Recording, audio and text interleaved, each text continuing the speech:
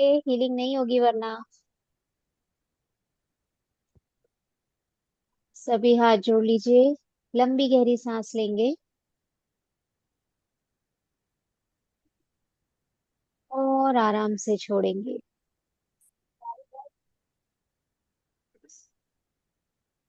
अपने आप को सिर्फ और सिर्फ इस क्लास में उपस्थित करेंगे।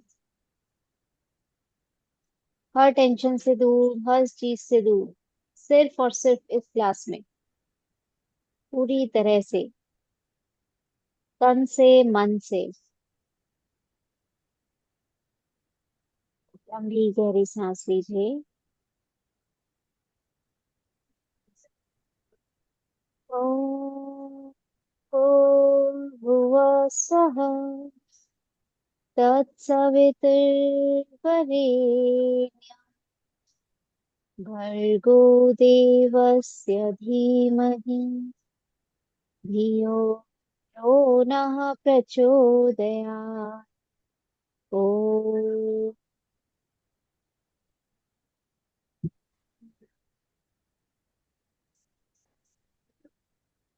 हे मेरे परमपिता परमात्मा, हे ब्रह्मांडी ऊर्जा, ब्रह्म ऋषियों की ऊर्जा, मेरे गुरुओं की ऊर्जा, मेरे एंजल्स की ऊर्जा, स्पिरिट गाइड्स की ऊर्जा, आप सभी को मेरा आत्मवंदन, आत्मा प्रणाम। जितने लोग क्लास में उपस्थित हुए हैं उन सबको, उनके परिवार को, उनके माता पिता को, मेरे परिवार को, मेरे माता पिता को और मुझे भी आत्मवंदन। सभी को आत्मा प्रणाम। जय जिनेन्द्र।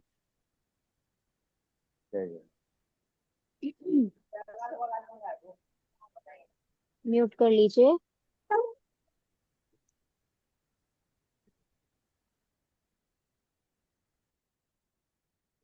हम्म। आज आप लोगों का डे 2 है। ठीक है, तो हम डे 1 का शॉर्ट थोड़ा सा डीप रिवीजन कर लेते हैं। क्योंकि अगर फाउंडेशन क्लियर नहीं होगी तो आगे का जो भी इंफॉर्मेशन होगी, जो भी ज्ञान होगा, वो सिर्फ और सिर्फ फॉर्मेलिटी रह जाएगा। वो ट्रांसफॉर्मेशन नहीं बनेगा, है ना। तो सबसे पहले कल हमने क्या देखा था कि रेकी असल में क्या है। रेकी एक एनर्जी साइंस है। ये वो एनर्जी है जो हमारे अंदर भी है, हमारे बाहर भी है, हर एक कण में है, पूरे ब्रह्मांड में है, इस पृथ्वी के बाहर भी है, इस पृथ्वी के अंदर भी है, हर जीव में है, हर अजीव में है, हर उस चीज में है जिसमें प्राण है, चेतना है, हर उस चीज में भी है जिसमें प्राण और चेतना नहीं है, वहां पर भी है। ईश्वर में भी वही ऊर्जा है जो मेरे अंदर है, जो आपके अंदर है। अब इसके नाम कुछ भी हो सकते हैं, लेकिन ऊर्जा सिर्फ और सिर्फ एक ही है। फिर हमने ये जाना कि हम क्या कर रहे थे, ईश्वर की खोज गलत जगह कर रहे थे। क्योंकि एक्चुअल में ईश्वर कहाँ है? ईश्वर हमारे अंदर है, बाहर नहीं है। क्यों? क्योंकि जिन पंच तत्वों से मिलकर वो ईश्वर बने हैं, उन्हीं पंच तत्वों से मिलकर हम बने हैं। जो एनर्जी वहां पर है, वही एनर्जी हम में भी है। क्योंकि पूरे ब्रह्मांड में सिर्फ और सिर्फ एक एनर्जी है। तो ईश्वर क्या बाहर है? नहीं है। ईश्वर हमारे अंदर ही है। तो हम उनको गलत जगह ढूंढ रहे थे। ठीक है। फिर हमने जाना कि रेकी कहाँ से आई। रेकी एक्चुअल में हमारे ऋषि मुनियों की विद्या है। हमारे शास्त्रों में हजारों साल पहले उन्होंने अपने शास्त्रों में ये चीजें लिख दी थी कि स्पर्श चिकित्सा के नाम से एक साइंस है, जिसे उन्होंने स्पर्श चिकित्सा का नाम दिया था अपने ग्रंथों में। आपके जो उपनिषद हैं उन सब में इसका नाम भी आता है, इसका उल्लेख आता है। आप सबने इसके बहुत सारे एग्जाम्पल्स भी देखे हैं। आपने जीसस क्राइस्ट को देखा है, गुरु नानक साहब को देखा है, सबको देखा है आपने। तो वो ऊर्जा उनके अंदर भी थी, वो इस साइंस को जानते थे। वो उस साइंस पे को रेगुलरली यूज करते थे, उनकी शक्तियां बढ़ती गई, बढ़ती गई। लेकिन क्या उनमें और हम में कुछ अलग है? नहीं, उनमें और हम में कुछ भी अलग नहीं है। सिर्फ उन्होंने इस साइंस को जाना और हमने अभी तक इस साइंस को जाना नहीं था। हम बस उनसे जूनियर हैं, वो सीनियर हैं। हम उनको देख करके उनके रास्ते पर चलने की कोशिश कर रहे हैं, सो दैट हम भी वहां पहुंच सके। लेकिन उस जगह पहुंचना मुश्किल बिल्कुल भी नहीं है। क्यों? क्योंकि उनमें और हम में एक ही ऊर्जा थी। उनमें भी वही शक्तियां थी, हम में भी वही शक्तियां हैं। उन्होंने उस चीज को समझ के जागृत किया, हमने अभी तक समझा नहीं। अब हम उसको जागृत करने के रास्ते पर हैं। ठीक है। देन हमने ये जाना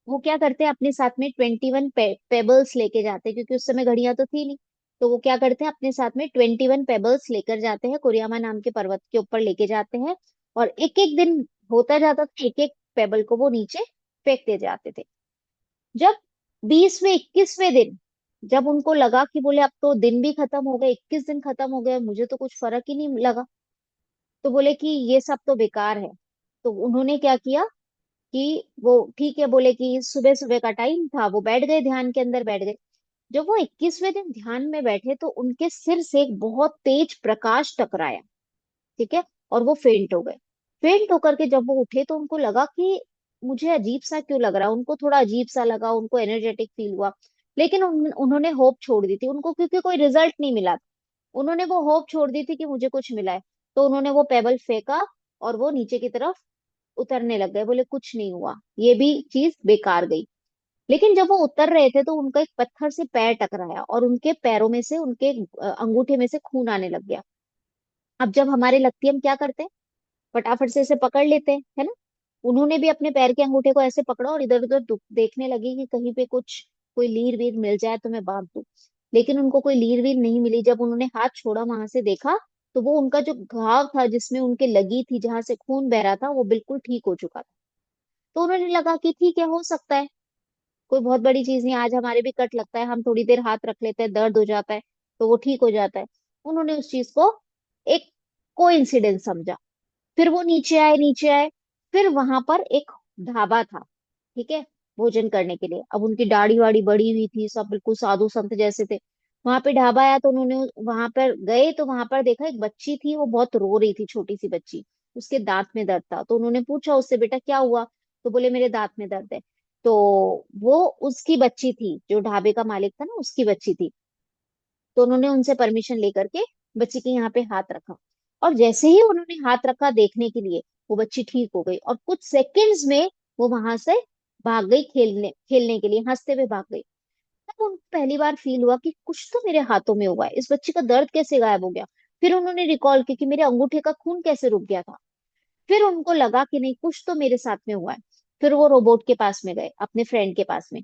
उन्होंने वहां जाकर के देखा तो उनको ये पता चला कि रोबोट को एक असहनीय बीमारी हो गई है जिसका कोई इलाज नहीं है। उन्होंने बोला कि ठीक है, मैं कोशिश करता हूँ तुझे ठीक करने का।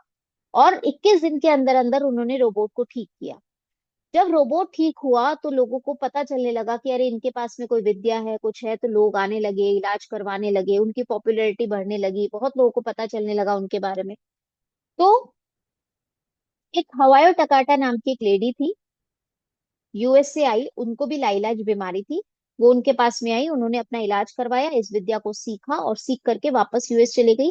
और वहां से उन्होंने इसका नाम दिया रेकी। ठीक है।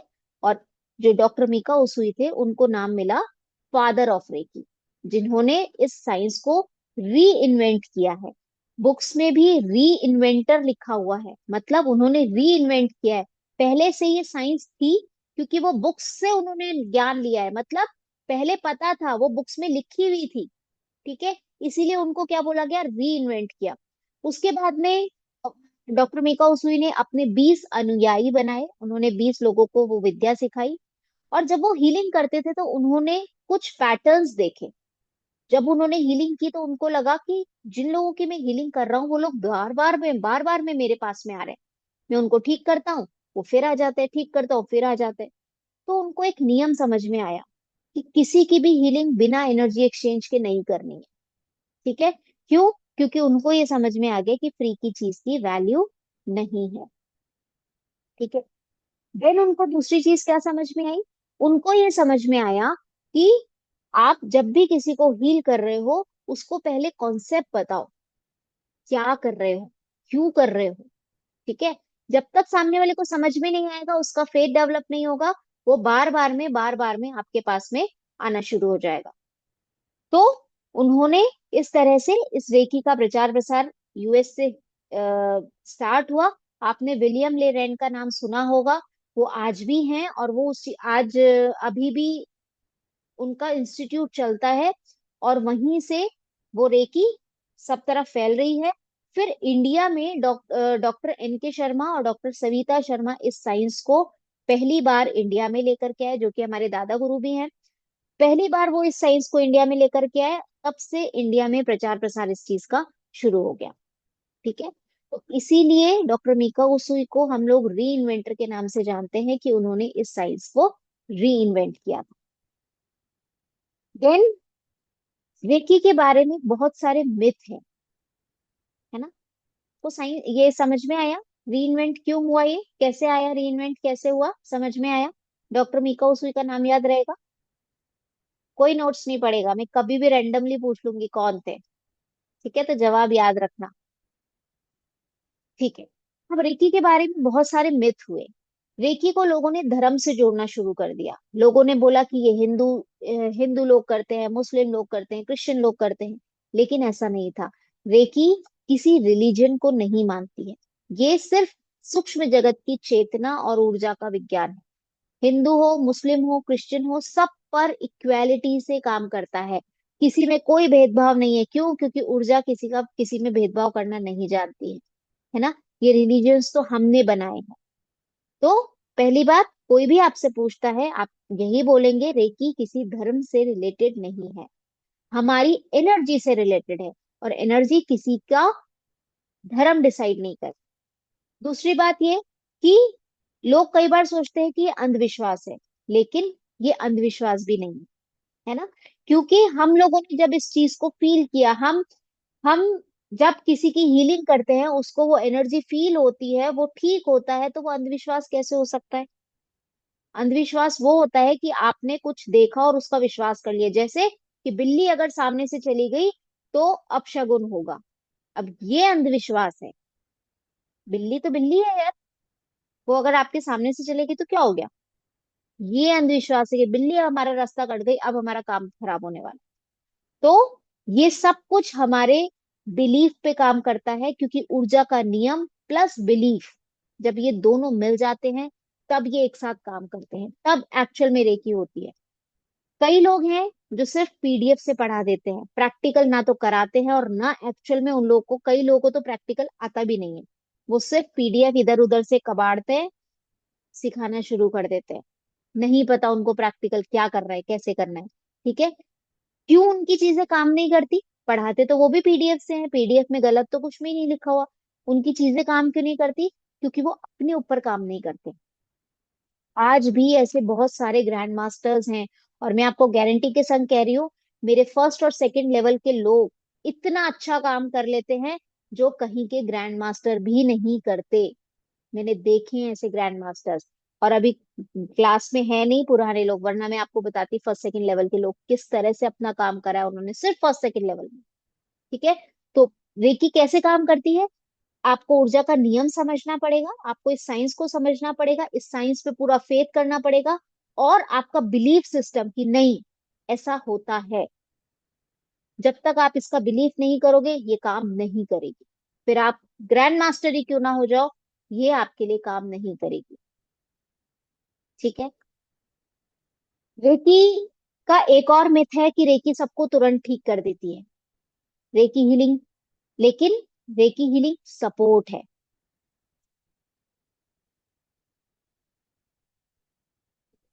ठीक है। रेकी सबको तुरंत ठीक कर देती है, ये भी एक मिथ है। रेकी आपको इमीडिएटली रिलीफ देती है, लेकिन आप पूरी तरह से ठीक हो गए ये नहीं कह सकते। क्यों? क्योंकि रेकी आपको ऐसा नहीं कि अभी मैंने हीलिंग करी, आप ठीक हो जाओगे, लेकिन ये वो दर्द वापस नहीं आएगा। आ सकता है। क्यों? क्योंकि वो डिपेंड करता है कि वो कितना पुराना है, उसका मेनली रूट कॉज क्या है, उसके बाद में रेकी उस रूट कॉज के ऊपर काम करती है। ठीक है। और एक मिथ ये है कि रेकी सिर्फ बीमारी के लिए काम करती है। नहीं, रेकी आपके इमोशंस पे काम करती है, आपके ट्रॉमास पे, फियर पे, स्ट्रेस पे, रिलेशनशिप पे, अबेंडेंस पे, सब पे काम करती है, आपके मनी पे भी काम करती है रेकी। देन होता है कि रेकी सिर्फ हीलर्स के लिए होती है। नहीं, रेकी सेल्फ हीलिंग का साइंस है। अगर आप किसी और की हीलिंग नहीं भी करते हो, सिर्फ इस साइंस पे बिलीव करके सिर्फ अपनी भी हीलिंग करते हो, तो वो आपके लिए भी काम करेगी। ठीक है। तो रेकी एक सेल्फ हीलिंग का प्रोसेस है। सबसे पहले ये खुद के लिए ही होती है, फिर दूसरों के लिए होती है, और फिर आगे जाकर के आप अपने परिवार की कीजिए, आगे अपने लोगों की कीजिए, फिर कोई फर्क नहीं पड़ता। ठीक है, यहाँ तक सबको समझ में आया? किसी का कोई क्वेश्चन है, पूछना है किसी को कुछ? रेकी के मिथ से रिलेटेड आपने कभी किसी से कुछ सुना हो? कई बार लोग बोलते हैं कि मैम अगर हम किसी और की हीलिंग करते हैं तो उसका कर्मा हमारे ऊपर आ जाता है, ये भी एक बहुत बड़ा मिथ है ना? कितने लोगों ने सुना है ये मिथ? कितने लोगों के दिमाग में है? ऐसा नहीं होता। आप अगर कोई भी एनर्जी एक्सचेंज लेते हो तो रेकी का कर्मा आपके ऊपर नहीं आता है। जैसे डॉक्टर आपको हील करता है, आपको ठीक करता है, वो अपनी फीस रख लेता है, उसी तरह से आप भी किसी को भी हील करोगे, वो आपको इफेक्ट नहीं करता है। बट आप उसके लिए थोड़ा सा छोटा सा एनर्जी एक्सचेंज ले लो। अगर आपके पास में सपोज आपने, देखो, मेरे पास सिंपल सा है, मैं किसी की भी हीलिंग का पैसा अपने पास नहीं रखती। जो भी एनर्जी एक्सचेंज आता है मेरा 100% चैरिटी में जाता है। आप, बहुत सारे लोगों को पता होगी ये बात। 21 डेज की हीलिंग का अपन लेते हैं सिर्फ ओनली 501, हंड्रेड्स में, 1000 पे भी नहीं पहुंचते। ठीक है, और वो जो 501 रुपीज जो अमाउंट आता है वो भी चैरिटी में जाता है। इवन जो उस ग्रुप हीलिंग में मान लो 20 मेंबर्स आए, 25 मेंबर्स आए, उनमें से कई बार होता है जैसे किसी ने ऑनलाइन पेमेंट किया, किसी ने बाद में किया, किसी ने किया नहीं, मुझे टेंशन नहीं है। मैंने सिर्फ लोगों को गिना कि 21 लोग आए थे, मेरे पास से कितनी की फीस आई मुझे तो ये भी नहीं पता होता। मैं अपने पास से 21 के बल्कि 24-25 लोगों का अमाउंट पे करती हूँ, चैरिटी में जाता ही जाता है। उसमें से कभी 2000, कभी 2500 मिला करके मैं चैरिटी में निकाल देती हूँ। तो लेकिन इसका मतलब ये नहीं है कि आप भी हीलिंग का पैसा नहीं लो, आपकी इच्छा है। मेरा ये प्रोस्पेक्टिव है कि मेरे को हीलिंग का, किसी के दर्द का पैसा मुझे मेरे पास नहीं रखना, ये मेरा मतलब प्रोस्पेक्टिव है, मेरा नजरिया। आपके ऊपर डिपेंड करता है, आप अगर लेते हो लीजिए, कोई प्रॉब्लम नहीं है, लेकिन उसका कुछ हिस्सा, 1%, 2% चैरिटी में निकालिए। ठीक है, हीलिंग हम नहीं कर रहे, हीलिंग करने वाली वो एनर्जी है। जिस दिन वो एनर्जी हमें दे रही है इसलिए हम आगे दे रहे हैं। आप इसको इस तरह से समझो कि एक बहुत बड़ी टंकी है ऊपर, ठीक है, उस टंकी में बहुत सारा पानी भरा हुआ है, उस पानी को नीचे बकेट में लेके आना है। अब बकेट में लेकर के आना है, वो पानी बकेट में कैसे आएगा? एक टैप के थ्रू आएगा। तो हम, वो जो टंकी है वो क्या है?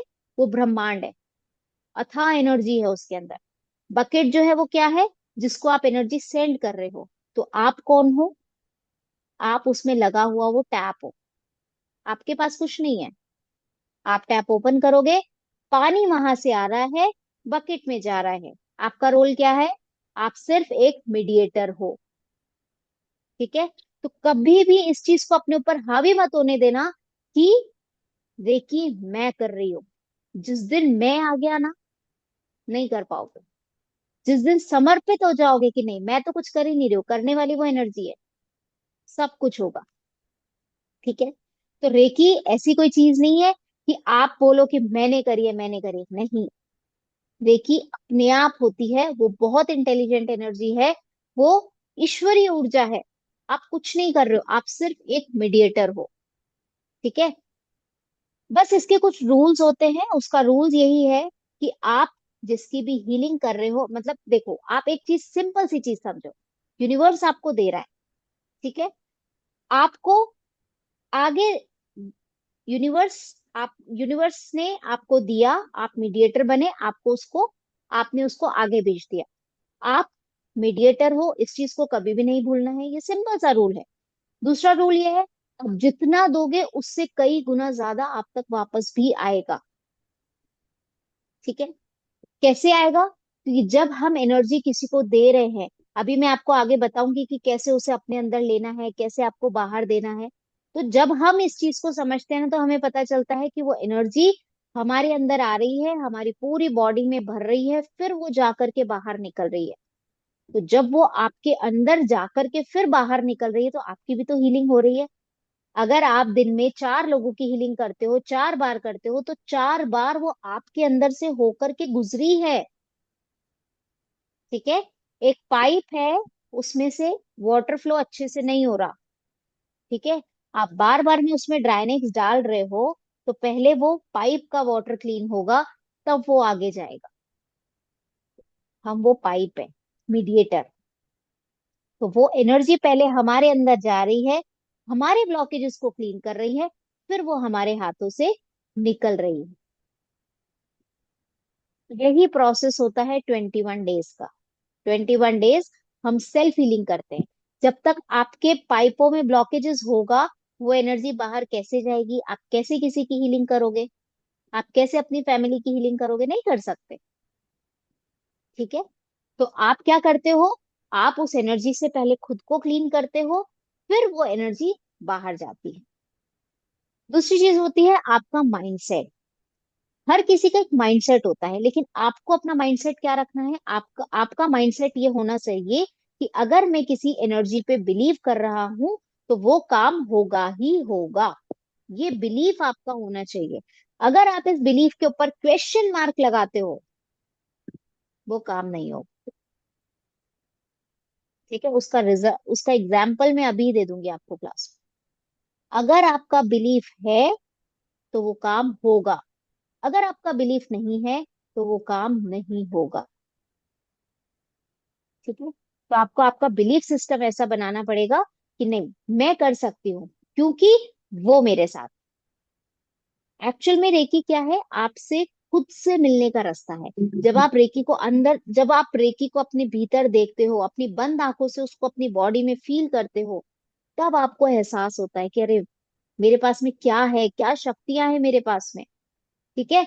लेकिन अभी तक हमें पता नहीं था। अब चलो, आज आपको पता चल रहा है, तो अब क्या? ये आपका डेट ऑफ बर्थ है। अच्छा, किसको अपना डेट ऑफ बर्थ क्या है आप लोगों का? कोई बताएगा? एक जना भी? कोई भी एक जना, जल्दी से बताओ। किसी को अपनी डेट ऑफ बर्थ थ्री याद नहीं है? 3 to 1950. हम्म। 10, 50। 10 जनवरी। उससे पहले कहाँ थे आप? उससे पहले कहाँ थे? क्या वो आपका डेट ऑफ बर्थ है? डेट ऑफ बर्थ तो यही है ना। कोई और जवाब देगा इस चीज का? है आपका डेट ऑफ बर्थ जो है, उसके पहले आप कहाँ थे? के पहले तो जहां पर इंडिया में, पंजाब। पंजाब में तो आप जन्म लेने के बाद आए हो अंकल। और कोई जवाब बहुत। देगा? 27 जुलाई 1982। 1982 के पहले कहाँ थे आप? ट्वेंटी कहाँ सेवन थी? जुलाई 1982 के पहले कहाँ थे? इस अर्थ पे नहीं थी।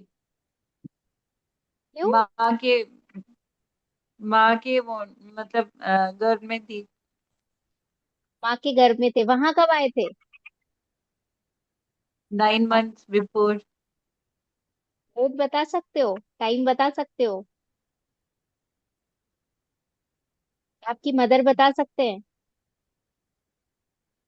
हाँ, मम्मी बता सकते हैं।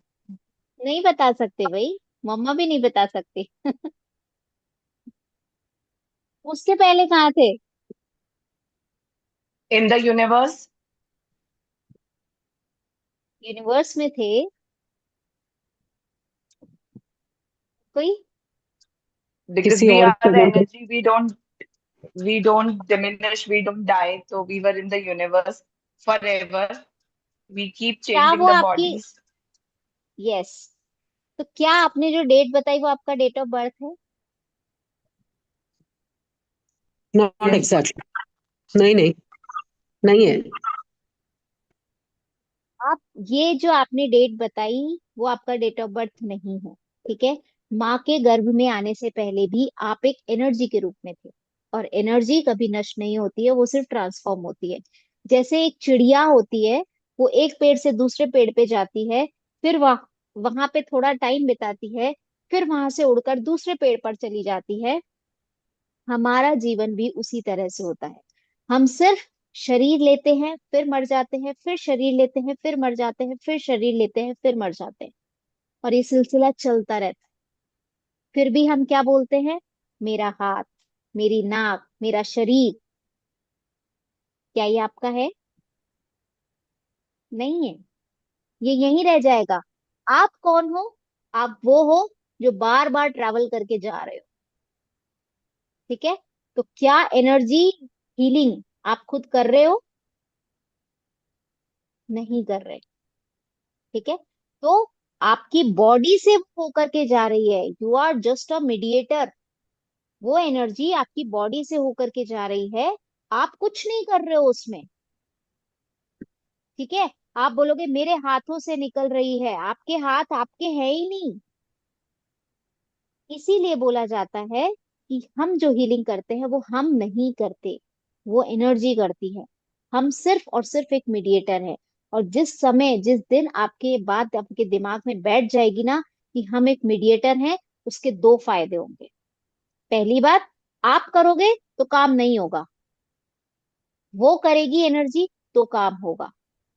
दूसरी बात, आप करोगे तो आप में ईगो आएगा, मैं कर सकती हूँ। आप तो कुछ हो ही नहीं, मेरे अंदर इतनी शक्तियां है, मैं आपको ठीक कर सकती हूँ। आपके अंदर ईगो आएगा। लेकिन अगर आपने ये मान लिया कि नहीं मैं नहीं करती, तो वो ईगो आपके अंदर कभी भी नहीं आएगा। ठीक है? तो इसके दो फायदे होंगे। तो हमें कभी भी अपने ऊपर ये चीज नहीं रखनी है कि करने वाली मैं हूं। देखिए, करने वाला कौन है? वो एनर्जी है। ठीक है? इस चीज को नोट डाउन कर लो। जितने दिन अपनी साधना करोगे ना, उतने दिन उसको लिख करके रख लो। I am just a mediator. मैं सिर्फ एक मीडिएटर हूँ, मैं करने वाली नहीं हूँ। मेरे को सिर्फ और सिर्फ निमित्त बनाया है, उस ईश्वर ने मुझे चुना है। ठीक है?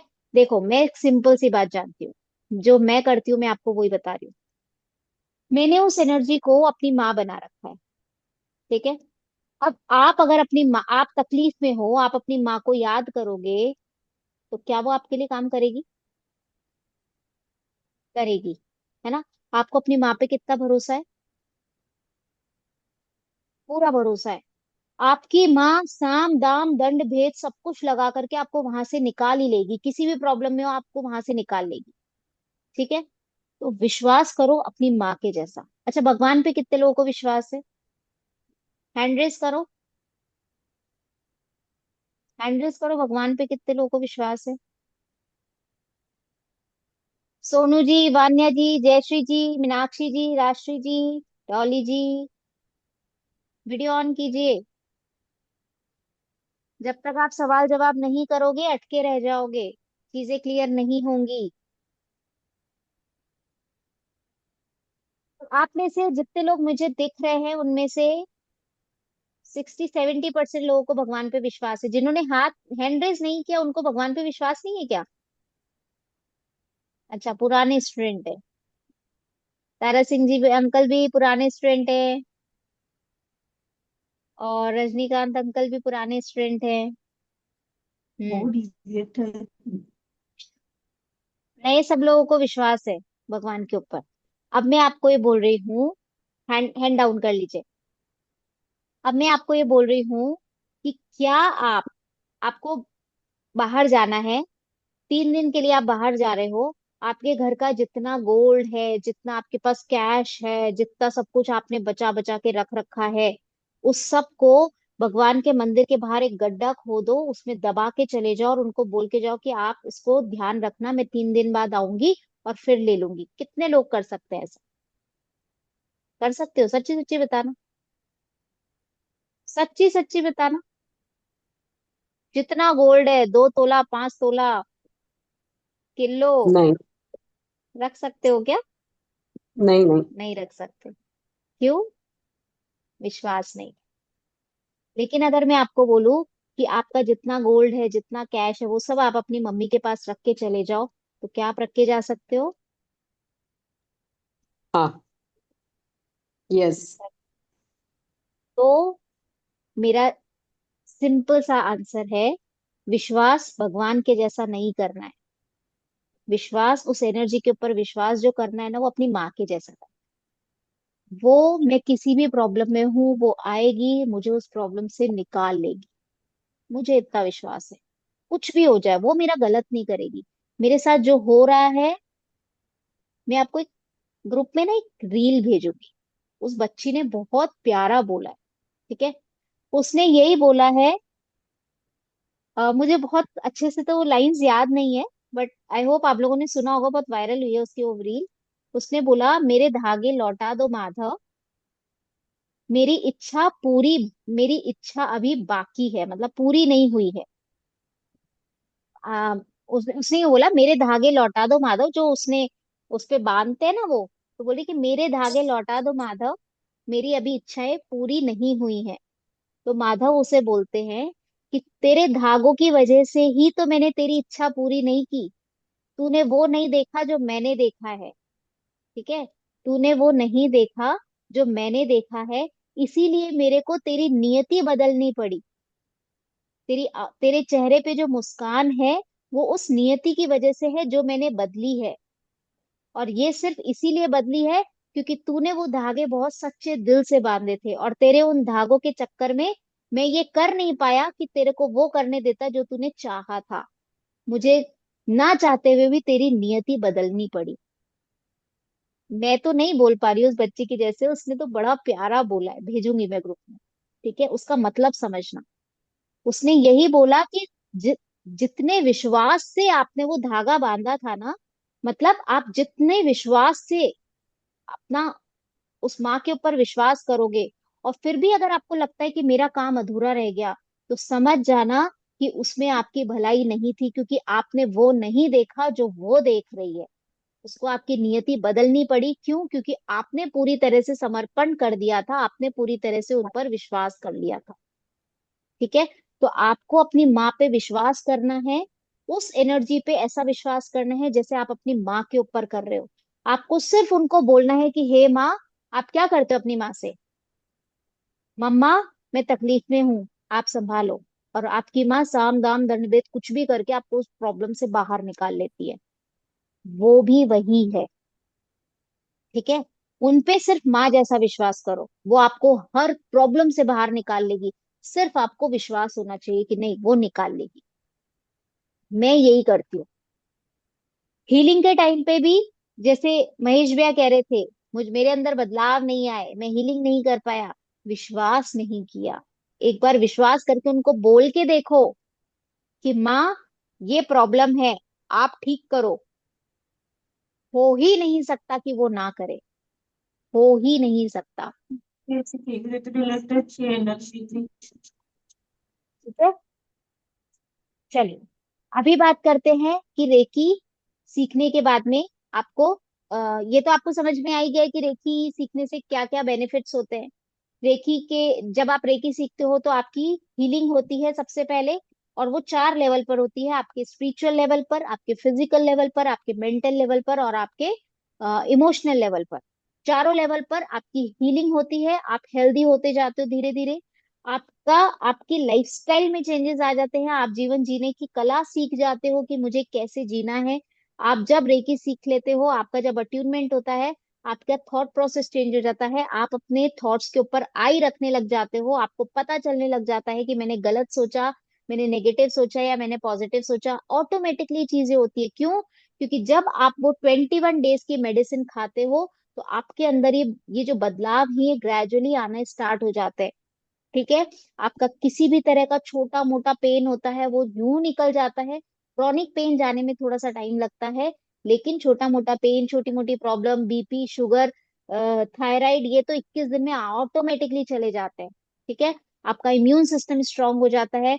आपके जितने भी, जैसे कुछ लोग होते हैं जिनको कैंसर होता है, उनके कैंसर के जो जो कीमोथेरेपी के जो टॉक्सिन्स होते हैं, वो रिलीज होना शुरू हो जाते हैं, उनकी बॉडी स्टेबल होने लग जाती है। ठीक है, देखिए आपके ब्लॉकेजेस को रिमूव करती है, और आपको आपकी एनर्जी को, आपके बॉडी में जितनी भी एनर्जी है उसको बैलेंस करने का काम करती है। ठीक है, देन जब आपकी बैलेंस होने लगती है, एनर्जी बैलेंस होने लगती है, तो आपके रिलेशनशिप सुधरने लगते हैं, आपके मनी के ब्लॉकेजेस निकलने लगते हैं। क्यों? ये हम अभी आगे सीखेंगे कि मैं क्यों बोल रही हूँ रिलेशनशिप और मनी के बारे में क्यों बोल रही हूँ। ठीक है। मनी के बारे में तो मैं आपको एक चीज बता देती हूँ, मनी भी वही एनर्जी है। जिस दिन आप उस एनर्जी से अट्यून करना सीख जाओगे ना, आप मनी आपके हाथ का खेल होगा। ठीक है। आपको सिर्फ अलाइन करना आना चाहिए, उस एनर्जी के साथ बात करना आना चाहिए, उस एनर्जी के साथ में कनेक्शन क्रिएट करना आना चाहिए। फिर देखना वो कैसे आपकी धीरे धीरे चीजें चेंज होने लग जाती है। आपका बिहेवियर में चेंजेस होने लग जाते हैं, आपका कंसंट्रेशन बढ़ने लग जाता है, आपकी मेमोरी पावर बढ़ने लग जाती है, आपका इंट्यूशन बढ़ने लग जाता है, आपकी स्पिरिचुअल ग्रोथ होना शुरू हो जाती है। ठीक है। आपको हर चीज में एक क्लैरिटी आने लगती है। अगर आप किसी तरह का डिसीजन नहीं ले पाते हो तो आपको वो डिसीजन लेने में आपको हेल्प मिलने लगती है। और ये सब क्यों होता है वो हम अभी आगे देखेंगे। देन जब आप रेकी सीख जाते हो, आप अपने खुद का प्रोटेक्शन कर सकते हो, फैमिली का प्रोटेक्शन कर सकते हो, अपने घर का प्रोटेक्शन कर सकते हो, ऑरा क्लीनिंग कर सकते हो। ऑरा के बारे में भी अभी हम पढ़ेंगे आगे। ठीक है। तो ये सारी चीजें जब आप रेकी सीख लेते हो तो ये सारी चीजें ग्रेजुअली होना स्टार्ट हो जाती है। अब बताओ, क्या किसी की कोई ऐसी प्रॉब्लम रही कि मैम ये प्रॉब्लम तो आई ही नहीं रेकी से? है किसी के पास ऐसी कोई प्रॉब्लम? जल्दी से बोल के बताओ, है किसी के पास ऐसी कोई प्रॉब्लम?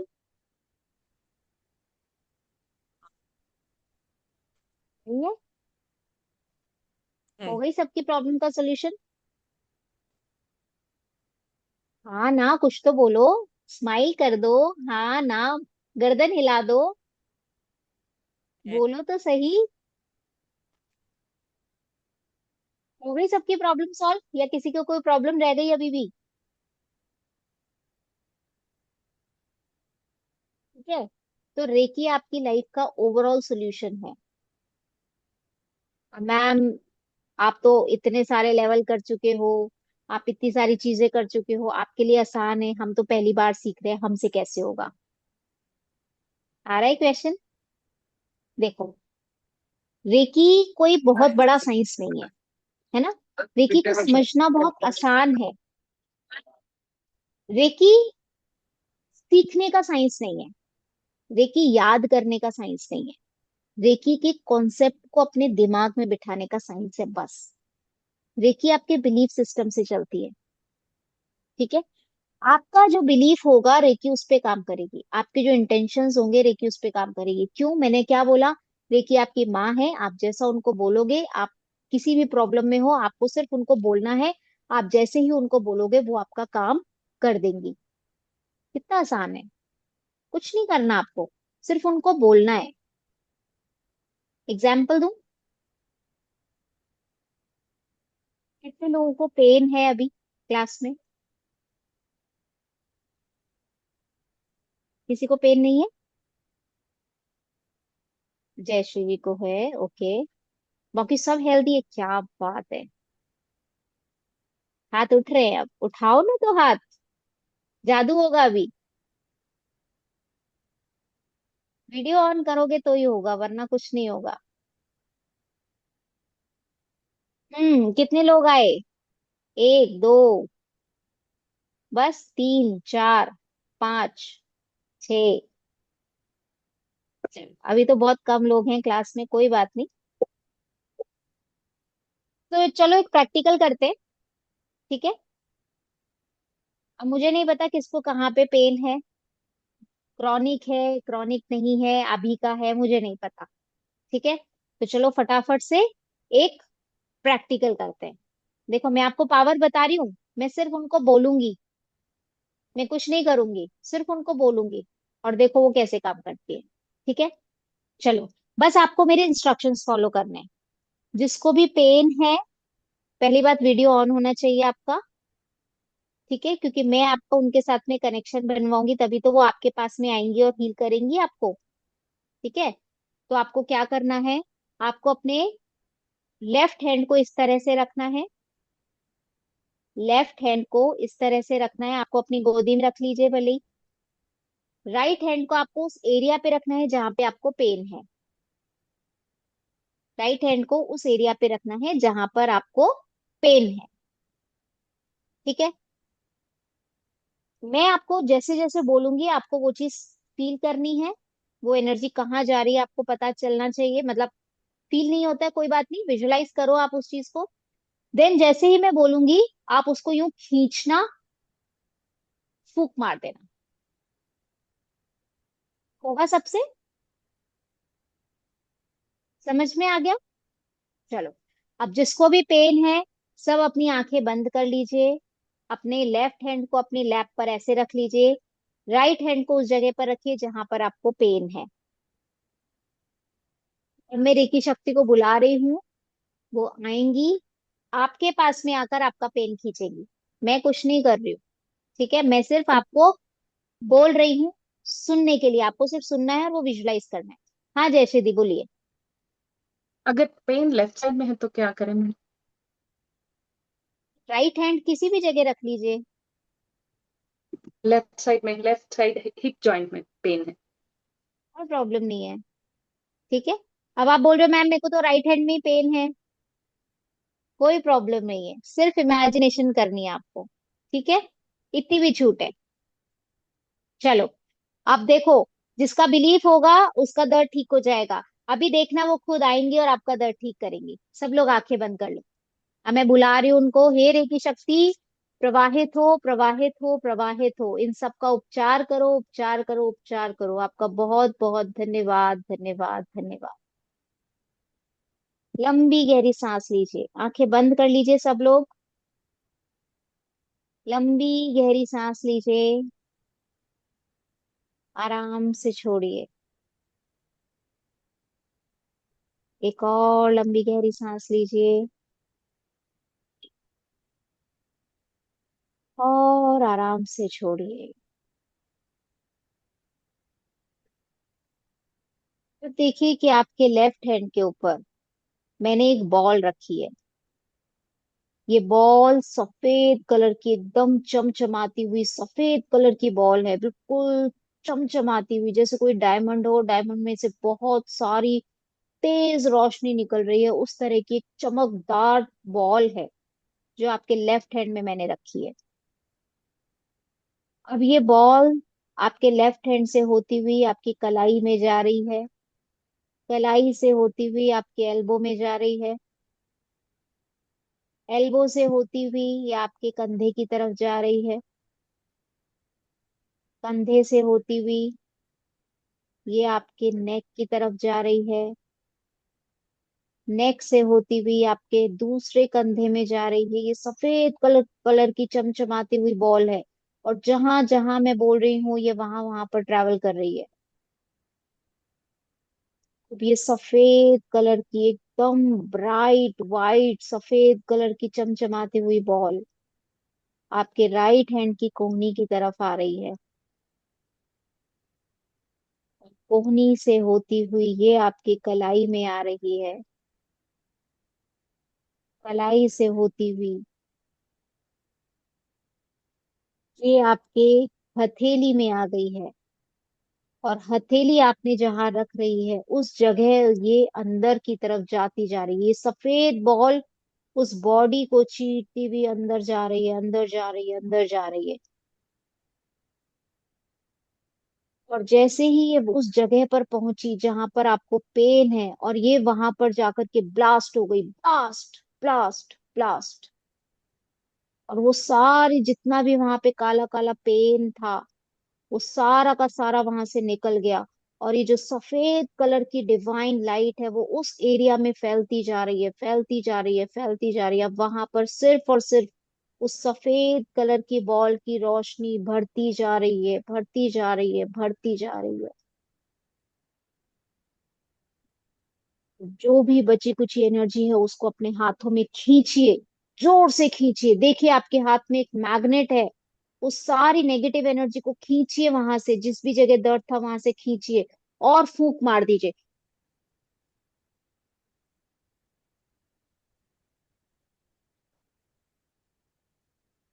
अब अपने हाथों को रब कीजिए, अपनी आंखों पर लगाइए और खोल लीजिए।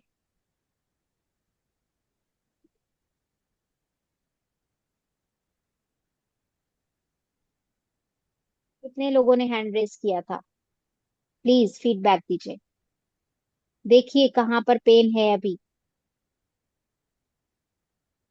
हाँ जी, एक एक करके बोलिए। रक्षित जैन, पूनम जी बोलिए।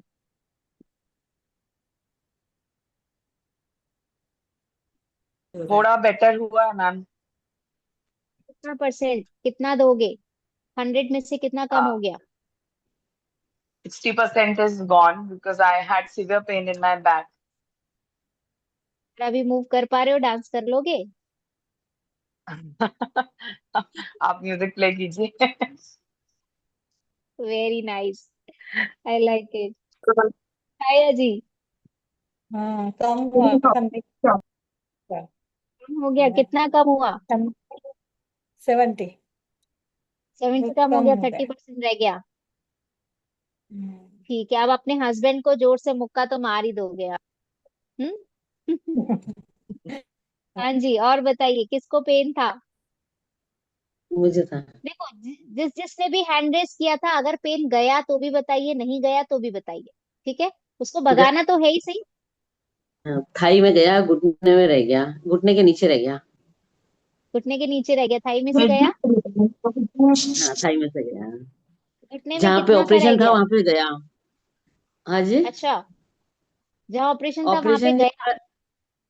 गया वहां पे, बहुत परेशान हो रही थी दिन में। अच्छा, कितना गया? 100% गया, 60%, 80%, कितना गया? नहीं बिल्कुल, अब तो हाथ लगाने पे भी कुछ नहीं हो रहा, पहले तो हाथ लगाते ही दर्द हो रहा था। क्या बात है, वेरी गुड वेरी गुड। बाकी और वो कौन नीचे नीचे। बताएंगे जल्दी से? कर देंगे, उसको भी कर देंगे, क्यों टेंशन लेते हो। हाँ जी, और थैंक किसने हैंड यू। रेस किया था? जयश्री जी। 40% तक तो ठीक है मैम। हिप जॉइंट में बहुत 40% ही पेन था। ठीक हुआ है? 3-4 महीने से बहुत परेशान थी। ये 40 to 50% ठीक हो गया। गुड गुड गुड, अभी करेंगे उसको, हंड्रेड अभी परसेंट भी थोड़ा है। करेंगे, कोई बात नहीं। हाँ जी, और कौन बता रहे? और किसने हैंड रेस शोल्डर में, किया था? मेरे शोल्डर में पेन था, 50% रिलीफ हुआ है। 50% हो गया, ओके। निकिता जी बताइए। श्वेता दी 100% है। Hundred seriously. परसेंट गया? नी में बहुत सेंसेशन हो रहा था, पेन हो रहा था, पर एट प्रेजेंट तो एकदम गायब हो गया है। एकदम गायब हो गया, वेरी गुड वेरी गुड। और हाँ, दिव्या दी बताइए। Thank you, thank you. बहुत सेम अच्छे। मैम, मेरे लगभग 1 वीक हो गया। I have a pain in that portion. मतलब बहुत ज्यादा नहीं है, पर वो मूव करने में दर्द हो रहा था, इसलिए मैंने बताया भी नहीं कि बहुत ज्यादा पेन नहीं है, नॉर्मल था।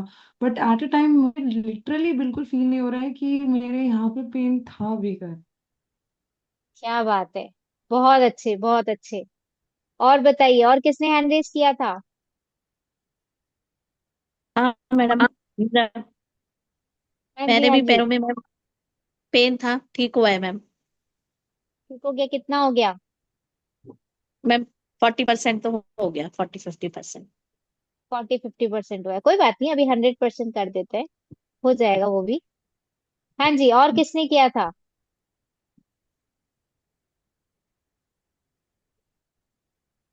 हाँ जी। तो अभी आपका पेन 40% गया है। चलो इसको पूरा 100% खत्म करते हैं, आंखें बंद कर लो फटाफट से। अब मैं पूरा प्रोसेस नहीं बोलूंगी, मैं आपको उसी जगह ले जाऊंगी कि आपके हाथ में वो व्हाइट कलर की बॉल है। ठीक है, आंखें बंद कर लीजिए फटाफट से, जल्दी से आंखें बंद कर लीजिए। लंबी गहरी सांस लीजिए और छोड़ दीजिए।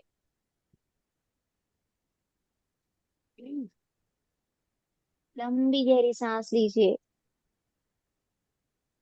पूरे समर्पण भाव के साथ में, छोड़ दीजिए। देखिए कि आपके हाथ में वो सफेद कलर की डिवाइन बॉल है, एकदम व्हाइट कलर की चमचमाती हुई डिवाइन बॉल है। वो आपके हाथ से होती हुई उस पेन वाले एरिया पर जा रही है जहां पर अभी भी आपको थोड़ा बहुत पेन है। ठीक है, अब देखिए कि ये बॉल एक मैग्नेट है। जैसे ये बॉल वहां पर गई, आपका सारा पेन वहां पर एक वाइट कलर की रोशनी बढ़ती जा रही है, बढ़ती जा रही है, बढ़ती जा रही है, वाइट कलर की रोशनी बढ़ती जा रही है, बढ़ती जा रही है, बढ़ती जा रही है। जहां पर भी आपको पेन था, वहां पर जो भी काली एनर्जी थी, जो नेगेटिव एनर्जी थी, जिसकी वजह से आपको पेन था, वो सारी की सारी नेगेटिव एनर्जी बाहर निकलती जा रही है काले धुएं के रूप में। और वो सफेद कलर की एनर्जी वहां पर बढ़ती जा रही है, बढ़ती जा रही है, बढ़ती जा रही है। उस बॉल को जोर से पूरी ताकत के साथ में खींचिए, पूरी ताकत के साथ में खींचिए उस बॉल को, और फूंक मार दीजिए।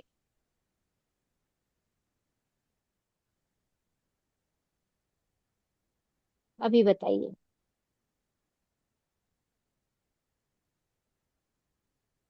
कितने लोगों को 40-50% पे थे?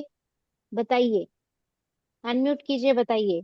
उतना ही पेन है, बिल्कुल गया, थोड़ा बहुत और गया, जैसा भी है, जो भी है, ट्रू फीडबैक। बिल्कुल, थोड़ा सा बस। थोड़ा सा रह गया। बिल्कुल गया मैम।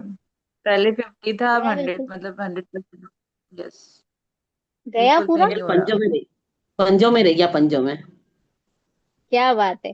आपने पहले थाइस बोला, फिर घुटना बोला, आप पंजा बोल रहे हो अभी। आप तो पंजे पे से भी निकाल देते। कोई बात नहीं, चला पंजे में जाएगा। हल्का सा है दर्द। हाँ, गया। दी का पूरा गया। और कितने लोग थे 40-50 वाले? जल्दी जल्दी बता दो, फिर क्लास आगे बढ़ाएंगे। हाँ मैम ठीक है। भी ठीक हो गया? सबके हो रहा है इसलिए नहीं बोलना है, सच्ची सच्ची बताना है। थोड़ा बेटर है।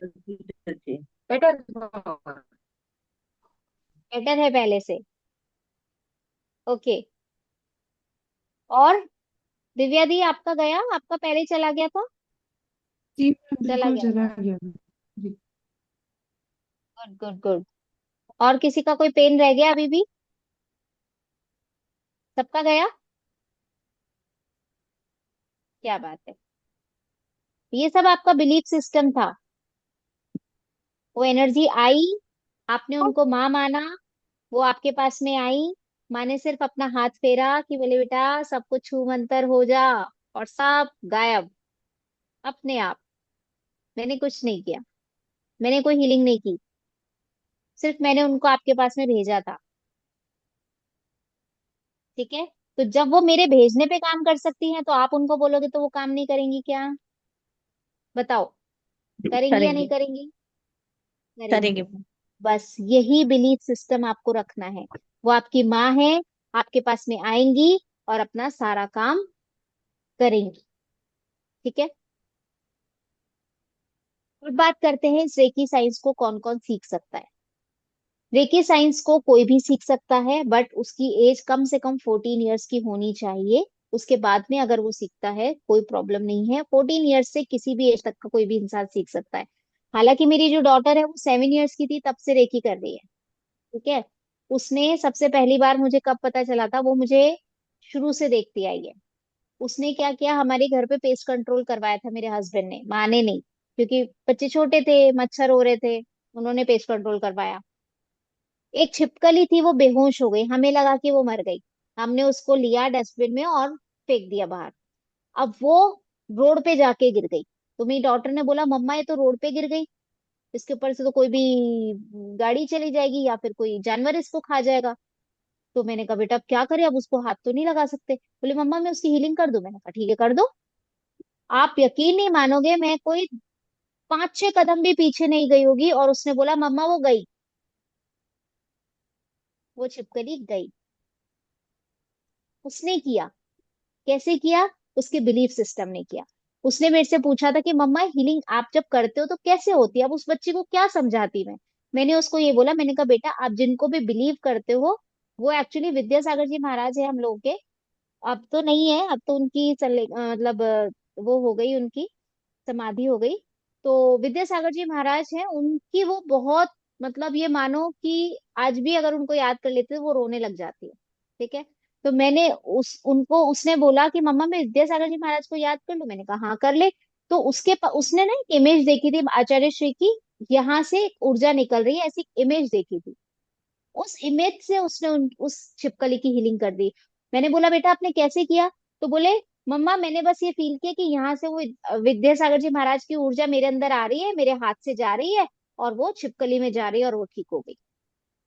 उसका कोई अट्यूनमेंट नहीं हुआ, आज तक भी नहीं हुआ उसका कोई अट्यूनमेंट। वो अभी 12 इयर्स की है, उसने कोई अट्यूनमेंट नहीं लिया, बट वो आज अपनी लाइफ में इतने मिरेकल्स कर चुकी है। रोज आकर के बताती है, रोज कुछ ना कुछ रोज। अभी तक उसका अट्यूनमेंट नहीं हुआ है। ठीक है, तो क्यों बच्चे, क्योंकि बहुत छोटे होते हैं, उनका दिल साफ होता है। 14 की एज के बाद में हमारे साथ में बहुत सारे इमोशंस जुड़ने लग जाते हैं। ठीक है, जिसकी वजह से हम हमारा जो रूट चक्रा होता है वहां से हमारी एनर्जी बढ़ करके हमारे नेवल की तरफ आना स्टार्ट हो जाती है, और धीरे धीरे हम इन सब चीजों में पड़ जाते हैं और हमारी एनर्जी कम होती जाती है। ये पूरा साइंस है, पूरा साइंस है। ठीक है, और 14 से पहले इसलिए भी नहीं अट्यूनमेंट देना चाहिए, क्यों? क्योंकि बच्चों में उस चीज का ईगो आ सकता है, मैं कर सकती हूँ, क्योंकि उसके साथ के बच्चे ये सब नहीं कर पा रहे। तो वो ईगो ना आए। 14 साल का बच्चा एक नॉर्मल समझ रखता है, उसको अगर हम इस चीज के बारे में समझाते हैं तो वो इस चीज को समझेगा। आप बिलीव नहीं करोगे, मेरी डॉटर को मैं जितनी क्लासेस लेती हूँ सारी क्लासेस याद है। आप उससे कोई सी भी क्लास में अगर उसको बोलो ना बेटा आज क्लास आपको लेनी है, तो वो मुझसे अच्छी क्लास ले सकती है। उसको इतना कुछ याद है। ठीक है, क्योंकि उसने मेरी सारी क्लासेस सुनी है। लेकिन वो अभी 14 इयर्स की नहीं हुई, मैंने उसको कोई अट्यूनमेंट नहीं दिया। तो ये उसका बिलीफ सिस्टम था कि उसने बेहोश छिपकली को भगा दिया। ये आप भी कर सकते हो।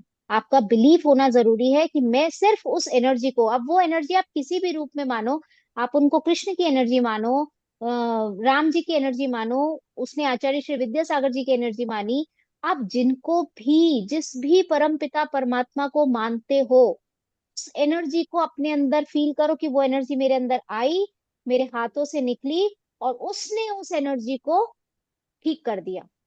और फिर देखो मिराकल्स होंगे या नहीं होंगे।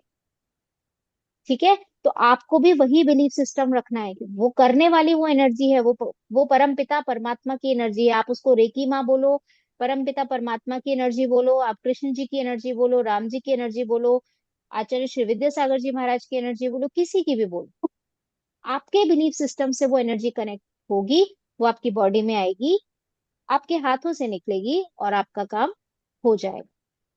ठीक है, देन कोई भी इस साइंस को सीख सकता है, कर सकता है। शक्तिपात होना जरूरी होता है। शक्तिपात के बाद में आपके वो एनर्जी सेंटर्स ओपन हो जाते हैं। एनर्जी सेंटर्स ओपन होने के बाद में आपकी बॉडी में उस एनर्जी का फ्लो होने लगता है और वो एनर्जी आपके हाथों से निकलना शुरू हो जाती है। ये आप किसी भी टाइम कर सकते हो, सुबह शाम रात दिन में किसी भी टाइम कर सकते हो, 24 घंटे में कोई भी टाइम कर सकते हो, नहा के कर सकते हो, बिना नहाए कर सकते हो।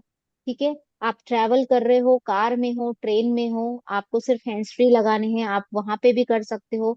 मैं आपको ये सब चीजें इसीलिए बता रही हूँ क्योंकि आगे मेरे पास बहुत सारे एक्सक्यूज आते कि मैम मैं 10 दिन घर से बाहर थी, मैं नहीं कर पाई। ठीक है, तो ये एक्सक्यूजेस नहीं चाहिए, इसलिए आपको अभी बता रही हूँ। मैम मेरे को बुखार हो गया था, मैं नहा नहीं पा रही थी इसलिए मेरी साधना छूट गई, बिना नहाए भी कर सकते हो, कोई बात नहीं, हर चीज का इलाज है। ठीक है, आप बोल रहे हो कि मैम मैं घर से बाहर थी, ट्रेन में ट्रैवल कर रही थी, 24 घंटे की जर्नी थी, ट्रेन में थी, मैं नहीं कर पाई। आप ट्रेन में भी बैठ के कर सकते हो, कोई प्रॉब्लम नहीं है। मैम सुबह सुबह ऑफिस जल्दी जाना होता है, रात को भी आने में लेट हो जाता है, टाइम नहीं मिलता है, आप लंच टाइम में भी कर सकते हो। रात को सोने से पहले आधे घंटे करो, सुबह उठने के बाद आधा घंटा करो। आप बोलो कि मैम 1 घंटे 12 मिनट बैठा नहीं जाता, पैरों में दर्द हो जाता है, कोई बात नहीं, 2 बार में करो। जो मेडिसिन है ना वो यही है, 1 घंटे 12 मिनट का मेडिटेशन होता है, उसमें आपकी कंप्लीट बॉडी की हीलिंग होती है। इसको हम कहते हैं 24 पार्ट हीलिंग। 24 जगह आप अपने हैंड्स को प्लेस करते हो। अब आपके 2 हाथ है तो 24 को 2 से करते तो कितने हो जाते हैं? 48। दैट मीन्स आपकी बॉडी में बहुत सारे चक्रास होते हैं। हमारी बॉडी में 114 चक्र होते हैं।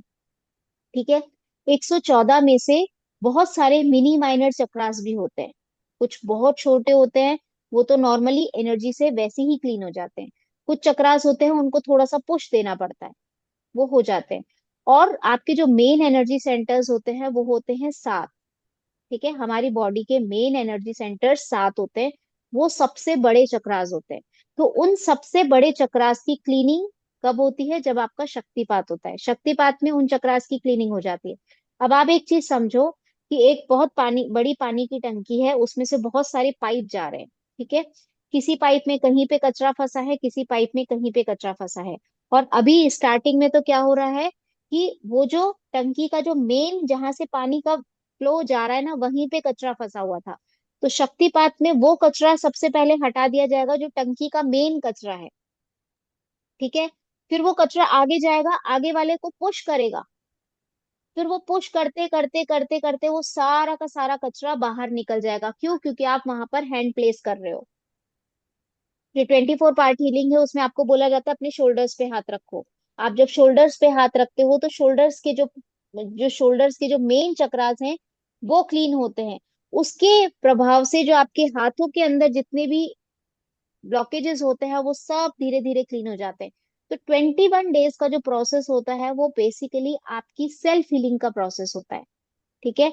अगर आपकी बॉडी में वो एनर्जी फ्लो प्रॉपर नहीं होगा, अगर उस पाइप के अंदर कचरा अभी भी जमा हुआ होगा, तो वो प्रॉपर फ्लो आएगा ही नहीं। उस प्रॉपर फ्लो के लिए हमारी बॉडी के सारे चक्रास क्लीन होना जरूरी है, ठीक है? और जब प्रॉब्लम क्यों होती है, चलो, कोई भी बीमारी क्यों आती है? वो बीमारी आती ही इसीलिए है क्योंकि हमारी बॉडी में जहां पर एनर्जी का ब्लॉक क्रिएट हो जाता है, वहां पर आपको पेन होना शुरू हो जाता है, क्योंकि वहां पे एनर्जी फ्लो ही नहीं कर रही है। तो उस ब्लॉक की वजह से आपको पेन हो रहा है। अब आप सोचो, आपके थायराइड हुआ। थायराइड क्या है? एनर्जी का ब्लॉक है आपका। यहाँ पे अभी मैं चक्रास के बारे में बताऊंगी आपको। यहाँ पर जो चक्रा है वो ब्लॉक हो गया। अब वो ब्लॉक हुआ तो आपके यहाँ पर थायराइड के इश्यूज स्टार्ट हो गए। अब जैसे ही आप यहाँ पर हाथ रख के इस तरह से आप जब अपनी हीलिंग करेंगे तो यहाँ के जो ब्लॉकेजेस क्लीन होंगे। तो बताओ, आपका थायराइड क्लीन होगा या नहीं होगा? ठीक हो गया। होगा। आपके बीपी का इशू है, शुगर का इशू है। शुगर में क्या है? ब्लॉकेज क्रिएट हो गए आपके, इंसुलिन बनना बंद हो गया है क्योंकि वहां पर ब्लॉकेजेस बन गए हैं। आप वहां के ब्लॉकेजेस क्लीन करोगे, इंसुलिन नॉर्मल होगा, बैलेंस होगा। भी जब आपको सिंबल्स दिए जाएंगे, आपको पता चलेगा कि बैलेंस का सिंबल होता है, तो वो आपके वहां के इंसुलिन को बैलेंस करेगा और आपका डायबिटीज नॉर्मल आ जाता है, आपका ब्लड प्रेशर नॉर्मल आ जाता है। तो जो छोटी मोटी प्रॉब्लम्स है ना, ये तो 21 डेज में ही निकल जाती है। आपको कहीं पर पेन है कि मैम मेरे घुटने में पेन है, मेरे कोहनी में पेन है, मेरे कंधे में पेन है, सब निकल जाते हैं। छोटे मोटे प्रॉब्लम सब निकल जाती है 21 दिन में। कितने लोग दवाई लेने के लिए तैयार हैं? कड़वी तो है थोड़ी सी, 1 घंटे 12 मिनट की दवाई है। थोड़ी कड़वी है, लेकिन ठीक आप होना है बोले तो लेनी पड़ेगी।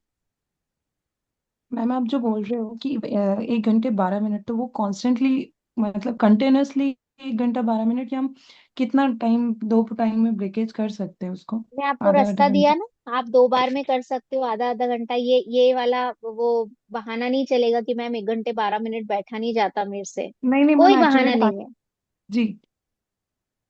ठीक है? आप 2 बार में कर सकते हो। 12 सुबह कर लो, 12 बाद में कर लो, कोई इशू नहीं है, ठीक। ठीक है? तो ये है आपका सेल्फ हीलिंग का प्रोसेस। सेल्फ हीलिंग मतलब अभी आप बिल्कुल कच्ची मिट्टी हो, ठीक है? अभी अभी अब जब शक्तिपात हो जाएगा, आपका नया बॉर्न होगा। दैट इज द डे जब आपका एक्चुअल बॉर्न होता है, जब आप अपनी शक्तियों को पहचान जाते हो, जब आप अपनी उन शक्तियों को भीतर से महसूस करना शुरू करते हो।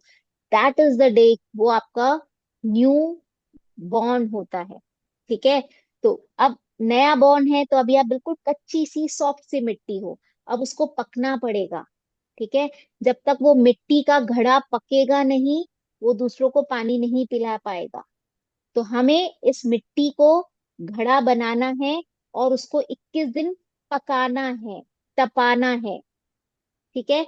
कोई भी मूर्तिकार पत्थर को जब लाता है तो उसको छेनी हथौड़ी की मार देता है, तब जाके वो मूर्ति बनती है। तो जब तक वो मार नहीं सहेगा ना, वो मूर्ति नहीं बन सकती। तो ये जो मार सहने वाली चीज है ना, वो हमारी 21 दिन की है। 1 घंटे 12 मिनट बस। और सिर्फ 21 डेज, 21 डेज में तो मूर्ति बन के बाहर आ जाएगी, ठीक है? तो अपनी शक्ति को पहचान के इस 21 डेज की मेडिसिन को लेना ही लेना है। उसके बाद में आपकी लाइफ की कमांड आपके हाथ में होगी, और ये मैं गारंटी के साथ कह रही हूँ। आज भी ऑनलाइन हो, गारंटी के साथ कह रही हूँ। ठीक है, तो ये चेंजेस आपको लाने पड़ेंगे। सो कभी भी आप इसको कर सकते हो, नहा के, बिना नहाए, कोई बहाना नहीं चलेगा। घर में, सफर में, कुछ भी बहाना नहीं चलेगा। आप अगर आपको पीरियड्स आए हुए हैं तब भी आप उसमें भी कर सकते हो। क्यों? क्योंकि ये बॉडी से इसका कोई लेना देना नहीं है, ये एनर्जी साइंस है। हम प्योर एनर्जी ले रहे हैं, वही एनर्जी हमारे अंदर है। हम सिर्फ अपनी क्लीनिंग कर रहे हैं। ठीक है, तो पीरियड टाइम्स का भी कोई इशू नहीं है। पूरे विश्वास के साथ में करना है, होता है, ये विश्वास रखना है। क्यों? आप किसी डॉक्टर के पास जाते हो, उस डॉक्टर पे भी तो विश्वास करके दवाई लेते हो, नहीं लेते हो? उस डॉक्टर की दवाई मुझे लग जाती है, चाहे वो आपको चीनी की गोलियां ही क्यों ना दे रहा हो। आप एक बार, पता है, एक रिसर्च हुई थी, उसमें क्या हुआ था, दो लोगों का, दो दो ग्रुप्स बनाए गए, एक ही प्रॉब्लम के दो ग्रुप्स बनाए गए। कुछ लोगों को तो एक्चुअल में मेडिसिन दी गई, और कुछ लोगों को सिर्फ चीनी की गोली दी गई, और रिजल्ट्स दोनों के सेम थे, दोनों ठीक हो गए थे। ये रिसर्च है, ऑन पेपर्स है, आप गूगल पे सर्च कर सकते हो। ठीक है, ऐसा ही एक और रिसर्च हुई थी, उसमें क्या हुआ था, घुटनों के जिनका ऑपरेशन होने वाला था उन लोगों को इकट्ठा किया गया, उनको दो पार्ट में डिवाइड किया गया, दो ग्रुप्स बनाए गए। एक ग्रुप की तो प्रॉपर सर्जरी हुई, उनके बाकायदा घुटने में जो भी ऑयलिंग वॉइलिंग, जो भी ऑपरेशन होना था, अलाइनमेंट बिगड़ा था, वो सब हुआ। दूसरा जो ग्रुप था, उनके सिर्फ कट लगाया और उस कट को वापस से सिल दिया। और आप बिलीव नहीं करोगे, जो रिजल्ट इन लोगों को था वही रिजल्ट उन लोगों के पास में भी था। ये भी रिसर्च हुई है, ऑन पेपर्स है, गूगल पे आप पढ़ सकते हो। ठीक है, तो जिस तरह से आप उस डॉक्टर पे बिलीव करते हो कि ये जो दवाई देगा, इसकी दवाई से तो मैं ठीक हो जाती हूँ, इसकी दवाई तो हमारे पूरे परिवार वालों को लगती है, तो अगर आप उसकी दवाई लेते हो तो आप ठीक हो जाते हो, उसी तरह से आपको उस माँ पे विश्वास करना है कि अगर वो मेरे साथ में है तो कोई भी प्रॉब्लम मुझे छू भी नहीं सकती, मेरी प्रॉब्लम्स यूं चली जाएगी। ये विश्वास आपको होना चाहिए। और जिस दिन ये विश्वास आपका पक्का हो गया ना, विश्वास वो वाला नहीं कि भगवान के पास में आप खड्डा खोद के सामान नहीं रख के जा सकते। पहले तो सबने हैंड रेस किया था, बाद में क्या हुआ, डाटा फिश हो गई सबकी। विश्वास करना है अपनी माँ के जैसा।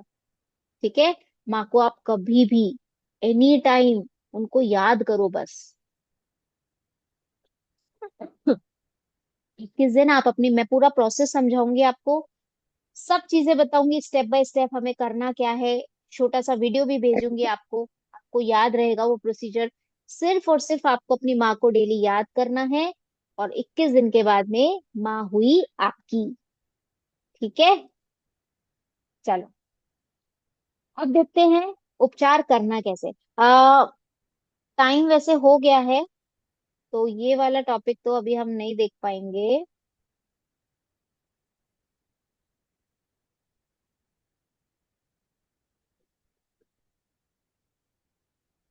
काम करते हैं, हम पहले टॉपिक ले लेते हैं ऑरा के बारे में। ठीक है, ऑरा अभी हम क्लियर कर देंगे। मैंने आपको बोला था कि देखो, हमारी बॉडी की ना 3 लेयर्स होती है। पहली लेयर होती है ये फिजिकल बॉडी जो आपको दिखाई दे रही है। दूसरी बॉडी होती है हमारी, एक आउटर बॉडी होती है जो हमें आंखों से दिखाई नहीं देती।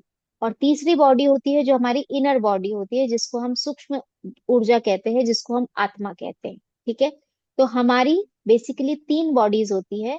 तो जो पहली आउटर बॉडी होती है ना, उसको हम ऑरा कहते हैं, जिसको हम कहते हैं इलेक्ट्रॉनिक मैग्नेटिक फील्ड। साइंस इसे इलेक्ट्रॉनिक मैग्नेटिक फील्ड कहता है। ठीक है, ये हर चीज में होती है, हर इंसान के पास होती है, हर एनिमल, पर्सन, प्लेस, यहाँ तक कि नॉन लिविंग चीजों के पास में भी ये एनर्जी होती है। और ये एनर्जी क्या करती है, हमारा बॉडी गार्ड की तरह काम करती है। जब तक बॉडी गार्ड स्ट्रांग रहेगा, हट्टा कट्टा होगा, वो, उससे सारी प्रॉब्लम्स डरेगी। ठीक है, लेकिन अगर आपका बॉडी गार्ड ही पतला दुबला होगा, क्या होगा, कोई उससे डरेगा? नहीं डरेगा। तो आपका बॉडी गार्ड को आपको पावरफुल बनाना है। जिस दिन आपका बॉडी गार्ड पावरफुल हो जाएगा, कोई बीमारी आप तक आ भी नहीं पाएगी। क्यों? क्योंकि कोई भी प्रॉब्लम जो होती है वो सबसे पहले आपके ऑरा में आती है। ठीक है, 6 महीने आपके ऑरा में रहती है। अगर आपका पावर स्ट्रांग है, ऑरा अगर स्ट्रांग है आपका, और उसमें अगर कोई लीकेजेस हो रहे हैं, तो वो जो प्रॉब्लम है वो पहले आपके ऑरा में आएगी, 6 महीने आपके ऑरा में रहती है, उसके बाद में वो आपकी बॉडी में आती है। ठीक है। तो कई बार आपने देखा होगा आपको कुछ सिम्टम्स फील होने लग जाते हैं, लेकिन जब आप टेस्ट करवाते हो तो उसका कोई रिपोर्ट में कोई मतलब समझ में नहीं आता, डॉक्टर्स को भी समझ में नहीं आता कि इनको प्रॉब्लम क्या हो रही है। होता है, कई बार होता है ऐसा कि हमें कोई प्रॉब्लम होती है और हम डॉक्टर के पास जाते हैं, डॉक्टर बोलता है कि सारी रिपोर्ट्स तो नॉर्मल है, पता नहीं क्या हुआ है। वो एक्चुअली डॉक्टर इसलिए नहीं देख पाता क्योंकि वो प्रॉब्लम अभी ऑरा में आ गई है। अब ऑरा से आपकी बॉडी में आने वाली है, लेकिन ऑरा में आते ही इफेक्ट तो नजर आएंगे ही, क्योंकि वो आपके ऑरा में है। ठीक है। तो ऑरा इतना पावरफुल होता है कि अगर उसके अंदर कोई प्रॉब्लम आती है तो आपकी बॉडी को इफेक्ट करने लग जाती है।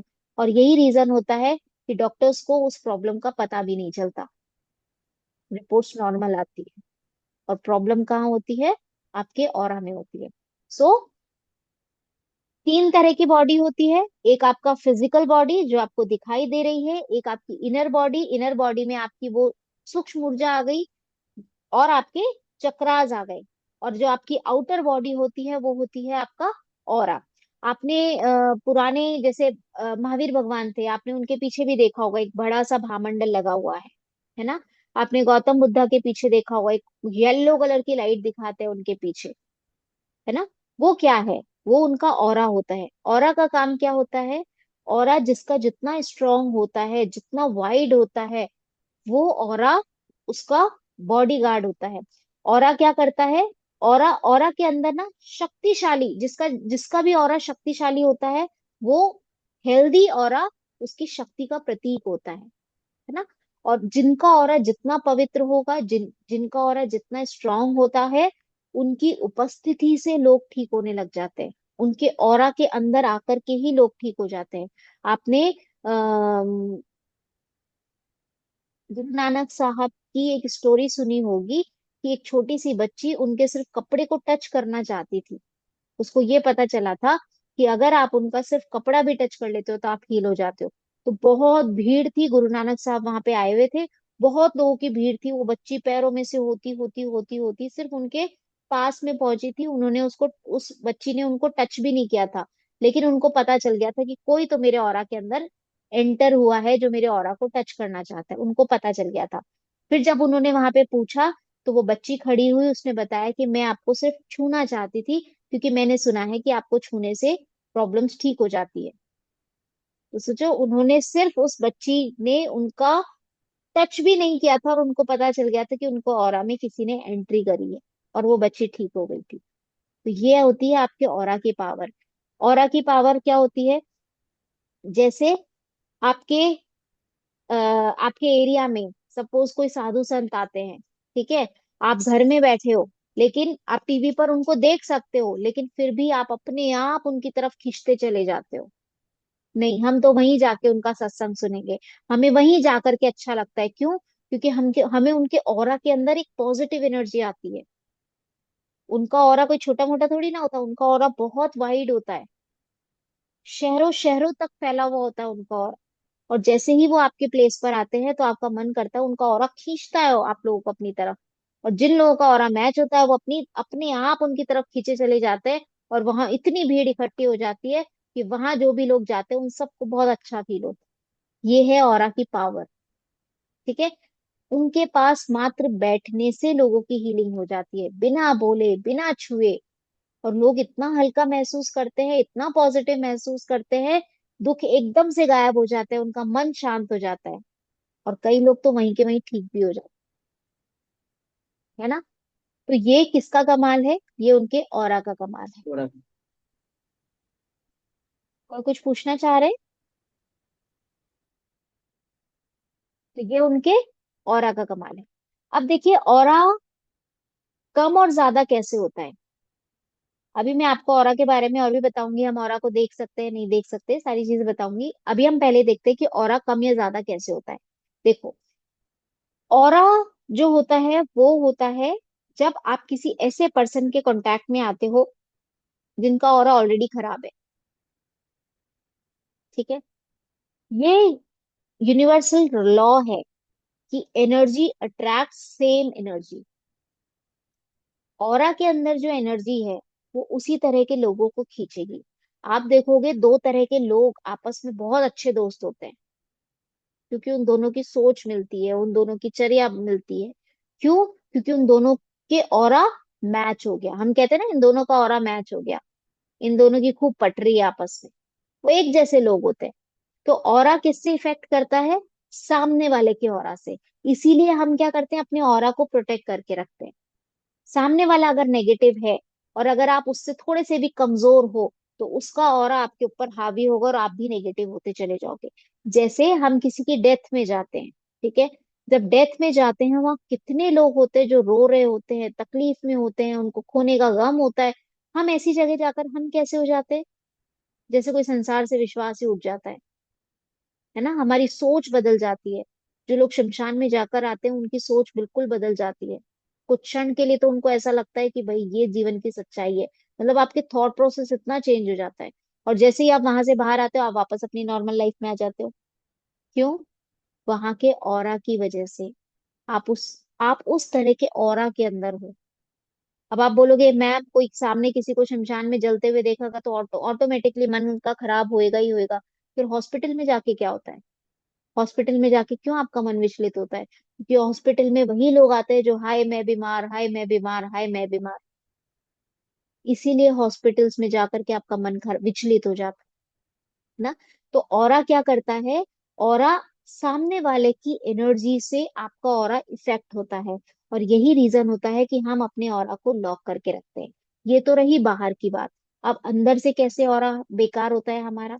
अगर हम अब्यूसिव लैंग्वेज यूज करते हैं, अगर हम बहुत ज्यादा अल्कोहल लेते हैं, ड्रग्स लेते हैं, सिगरेट पीते हैं, एक्सरसाइज नहीं करते हैं, ठीक है, तब भी हमारा ऑरा खराब होता है। हमारी अगर सोच नेगेटिव है तब भी हमारा ऑरा खराब होता है। तो क्योंकि मैंने क्या बोला, energy attracts the same energy. अगर आप खुद ही नेगेटिव एनर्जी में हो तो आप वही उसी तरह की एनर्जी अट्रैक्ट करोगे। आप कितना भी खुद को प्रोटेक्ट कर लो, लेकिन अगर आपकी अंदर से एनर्जी नेगेटिव होगी तो आप पॉजिटिविटी को अट्रैक्ट कर ही नहीं सकते। आप उसी नेगेटिव एनर्जी को अट्रैक्ट करोगे। ठीक है। तो ऑरा कैसे इफेक्ट होता है? ऑरा माहौल से इफेक्ट होता है। ऑरा आपकी सोच से इफेक्ट होता है। आपके इंटेक से, आपकी लाइफस्टाइल से इफेक्ट होता है। और इन सबको सही करने का तरीका क्या ही है? एक तो इनका ऑपोजिट। आप अपने ऑरा को लॉक करके रखो, पॉजिटिव सोचो। अब आप बोलोगे कि मैम मैं इतनी बीमार हूँ, इतना परेशान हूँ, मैं पॉजिटिव कैसे सोचूं? तो ये पॉजिटिव वर्ड ना आजकल बहुत फैंसी हो गया है। पॉजिटिव सोचो नहीं, मैंने बोला पॉजिटिव सोचो तो क्या हो जाएगा? नहीं होगा। लेकिन वो कब होगा? जब आप उस एनर्जी के ऊपर पूरा बिलीव करोगे। जब आप अपनी माँ के ऊपर पूरा बिलीव करोगे कि नहीं, वो मेरे साथ में है, मेरा कुछ नहीं कोई बिगाड़ सकता। जब ये बिलीफ आ जाएगा ना, आप अपने आप पॉजिटिव हो जाओगे। तो मैं आपको कभी भी ये नहीं बोलूंगी पॉजिटिव सोचो। नो। जिसके घर में हर कोई बीमार पड़ा है, जो खुद तकलीफ से गुजर रहा है, आप उसको बोल रहे हो कि पॉजिटिव सोचो? कैसे सोचेगा? वो सोच ही नहीं सकता। लेकिन अगर आपका ट्रस्ट है कि नहीं, वो है करने वाली, मेरी माँ है बैठी है ऊपर करने वाली, वो सब ठीक कर देगी, फिर देखो आपके अंदर कितनी पॉजिटिविटी आती है। ठीक है। तो एक आपकी अंदर की सोच आपके ऑरा को क्रिएट करती है। दूसरा, बाहर के आप लोगों से, ऐसे लोगों से ना मिलो। आपको लगता है कि यहाँ पे बहुत बुराई हो रही है, उठ के चले जाओ वहां से। कुछ भी बहाना कर दो, बोले मैम मेरे सास ससुर बुराई कर रहे हैं, अब मैं वहां से उठ के कैसे जाऊं? कोई बात नहीं, वॉशरूम का बहाना कर लो, कुछ भी बहाना कर लो, वहां से आउट हो जाओ। आपके हाथ में, आप कर सकते हो। और तीसरा, इनटेक ऐसा बंद कर दो, अल्कोहल, सिगरेट, गलत चीजें बंद कर दो बिल्कुल। और फिर देखो, और फिर मेडिटेशन। जब आप मेडिटेशन करते हो, हर एक क्षण, जिस जिस क्षण आपका मेडिटेशन में ध्यान लगता है, उस क्षण आपका ऑरा बढ़ता चला जाता है। ठीक है। और जब हमारा ऑरा बढ़ता है, वो जो फीलिंग होती है ना, वो इतनी प्योर होती है, इतनी प्यारी फीलिंग होती है। आपको खुद को एक अंदर से ऐसी पॉजिटिविटी फील आती है कि yes, I am safe, I am protected. बस समझ जाना, आपकी हीलिंग स्टार्ट हो गई है। ठीक है। और बात करते हैं ऑरा देखने कैसे है। देखो, ऑरा आपको नॉर्मल आइज से नहीं दिखाई देता है। ऑरा देखने के लिए एक क्रिलियन फोटोग्राफी करके एक फोटोग्राफी होती है, आप उसके थ्रू ऑरा देख सकते हो। या फिर जैसे अभी हम लोग हैं, ठीक है, हम क्या करते हैं, किसी की भी फेस देख करके, किसी की भी इतनी सी छोटी सी फोटो देख करके उसकी बॉडी में क्या प्रॉब्लम है वो बता पाते हैं। क्यों? क्योंकि उनके ऑरा से जजमेंट आ जाता है कि इनको ये प्रॉब्लम हो रही है या फिर आने वाली है। वो चीजें डॉक्टर को नहीं पता चलती, आप कितनी रिपोर्ट्स करवा लो डॉक्टर्स की रिपोर्ट्स में नहीं आता। लेकिन जो एनर्जी हीलर होता है, वो अपने मेडिटेशन से, अपनी साधना से वो शक्ति अपने अंदर जागरूक जागृत कर लेता है कि वो किसी के भी ऑरा को देख करके बता देता है कि इसको ये प्रॉब्लम आने वाली है या फिर ऑटोमेटिकली आ गई है। ठीक है। तो वो कब आती है? जब आप मेडिटेशन से जुड़ते हो, जब आप खुद मेडिटेशन करना शुरू कर देते हो। आपको मेडिटेशन से जुड़ना पड़ेगा। हर देखो, ब्रह्मांड ने वो चीजें कहाँ छुपाई थी, भगवान ने वो चीजें कहाँ छुपाई थी? आपके अंदर। जब तक आप अपने अंदर नहीं झांकोगे, जब तक आप अपने अंदर की शक्तियों को नहीं देखोगे, नहीं समझोगे, तो आपको कैसे पता चलेगा कि मेरे अंदर क्या क्या शक्तियां हैं? और अपने अंदर कैसे झांकोगे? जब आप आंखें बंद करोगे। आंखें खुली आंखों से जो आप नहीं देख पाते ना, वो आप अपनी बंद आंखों से देख पाओगे। और वो कहाँ छुपा है? आपके अंदर छुपा है। और जिस दिन आपने अपने भीतर देखना शुरू कर दिया, आपको ऐसी ऐसी शक्तियों का पता चलेगा कि अरे, हमारे अंदर तो अपार शक्तियां हैं, हम क्या कुछ नहीं कर सकते। और अगर वो शक्तियां देखना चाहते हो ना, तो एवेंजर्स मूवी है, बहुत सारे उसके पार्ट हैं। उनमें जो शक्तियां ना, हमको लगता है ये सब फिक्शन है। नो, वो शक्तियां हैं एक्चुअल में। और ये शक्तियां आप ही की है। और अपनी शक्तियां देखना चाहते हो, मैं आपको ऐसी ऐसी मूवीज बताऊंगी। लूसी मूवी देखना, लूसी, आपको पता चलेगा आपके माइंड की शक्ति कितनी है। एक बार में समझ नहीं आएगी, मैंने 3 बार देखी उस मूवी को समझने के लिए। ठीक है। वो मूवी देखना, एवेंजर्स देखना। और और कौन सी, मैट्रिक्स देखना। मैट्रिक्स अभी समझ नहीं आएगी। एक्चुअली मैट्रिक्स थोड़ी सी अपर लेवल की हो गई, जब आप थोड़ा सा और आगे आओगे तब आपको मैट्रिक्स मूवी समझ में आएगी। मैट्रिक्स मूवी मतलब, आप ये समझो कि हमें कई बार, मैं आपको एग्जांपल्स दूंगी, बहुत सारे एग्जांपल्स मेरे पास ऐसे हैं, आप बोलोगे कि मैम ऐसा थोड़ी ना होता है। मैंने जब फर्स्ट सेकंड लेवल किया था, ठीक है, और मुझे किसी का बुखार ठीक करना था, मैंने मेरे गुरु से पूछा कि मुझे क्या करना है। बोले अपने आप सोच, मैं नहीं बताऊंगा। मैंने कहा मुझे बताओ तो सही, बुखार कैसे ठीक करना है, मुझे तो करना ही नहीं आ रहा। अपने आप सोच। मैं कहा, कैसे सोचूं, समझ में ही नहीं आ रहा। बोले आंखें बंद करके अपने आप सोच क्या होएगा। ठीक है भाई, अब गुरु बोल रहे मानना पड़ेगा।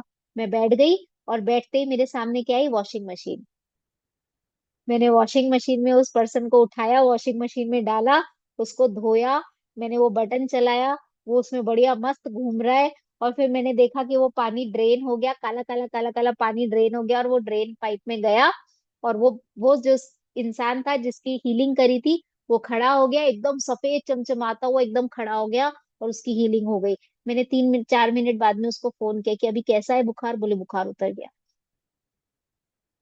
मैंने क्या किया? मैंने तो वॉशिंग मशीन में धोया था। कोई वॉशिंग मशीन में धो करके किसी इंसान को आप निकालोगे, लोग पागल बोलेंगे आपको। लेकिन आपका ट्रस्ट था। ठीक है। मेरा ट्रस्ट ये था, मैं जब बैठी थी हीलिंग करने के लिए, मुझे उन्होंने बोला आंखें बंद करके बैठ जाओ, अपने आप हो जाएगा हीलिंग। मैं आंखें बंद करके बैठी, एनर्जी को इन्वोक करके बैठी थी कि हे रेकी शक्ति प्रवाहित हो, इनका उपचार करो, आपका बहुत बहुत धन्यवाद। बस बैठ गई। बैठते ही मेरे सामने वॉशिंग मशीन आई, मैंने धो दिया। दिखी है तो कुछ तो सोच के दिखी होगी वॉशिंग मशीन, ऐसी थोड़ी ना दिख गई होगी। धो दिया और उनका बुखार भी ठीक हो गया। ठीक है। तो ये क्यों हुआ? मेरा बिलीफ था। ठीक है। और ये फर्स्ट सेकंड लेवल की बात है, थर्ड लेवल तो सीखा भी नहीं था तब तक। ये आप भी कर सकते हो। ठीक है। आपका सिर्फ बिलीफ काम करेगा और कुछ काम नहीं करेगा। आपका अपनी माँ पे जितना स्ट्रांग बिलीफ होगा, उतनी ही सिंपल आपकी हीलिंग होगी। ठीक है। लेकिन वो बिलीव करने के लिए भी आपको पहले उस मिट्टी के घड़े को पकाना पड़ेगा। बिना पकाए नहीं होगा। लेकिन 21 दिन के बाद मैं गारंटी दे रही हूँ, गारंटी होगा, आप खुद करोगे। ठीक है। तो ऑरा जो होता है वो आप बंद आंखों से देख सकते हो, खुली आंखों से देख सकते हो, लेकिन वो आपके मेडिटेशन पर डिपेंड करता है। दूसरा होता है क्रिलियन फोटोग्राफी के थ्रू देख सकते हो। तीसरा होता है एक एल रॉड्स आती है, अगर आपने देखी हो मैं आपको इमेज भेज दूंगी। एल रॉड्स के थ्रू भी हम ऑरा चेक करते हैं। आप उन रॉड्स को अपने हाथों में पकड़ते हैं, अगर सामने वाला इंसान नेगेटिव होता है तो वो एल रॉड्स ऐसे हो जाती है, अगर सामने वाला इंसान पॉजिटिव होता है तो ऑटोमेटिकली खुल जाती है। तो एल रॉड के थ्रू भी हम किसी का भी ऑरा चेक कर सकते हैं। आजकल तो बहुत फैसिनेटिंग टूल्स आ गए, लेकिन मैं इन टूल्स में बिलीव नहीं करती। मुझे ऐसा लगता है कि जो शक्ति हमें ईश्वर ने दे रखी है, अगर मुझे विश्वास है तो वो शक्ति अपने आप जागृत होगी और मैं वो चीज कर पाऊंगी। अगर आप इस जील के साथ में करोगे तो आपको कोई भी टूल्स खरीदने की जरूरत नहीं पड़ेगी। ठीक है। ऑरा देखने के लिए आप खुद से देख पाओगे।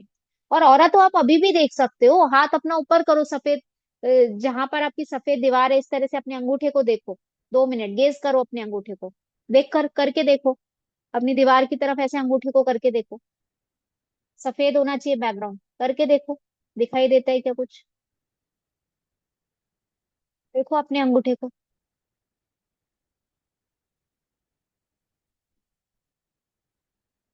दिखाई दे रहा है कुछ?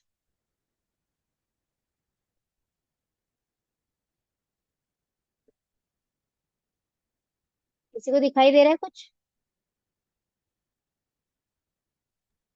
आपके व्हाइट अंगूठे लाइट के जैसा। चारों तरफ एक, यस, अंगूठे के चारों तरफ आपको सफेद सफेद कुछ दिखने लग जाती है, एक लेयर दिखने लग जाती है, दैट इज योर ऑरा।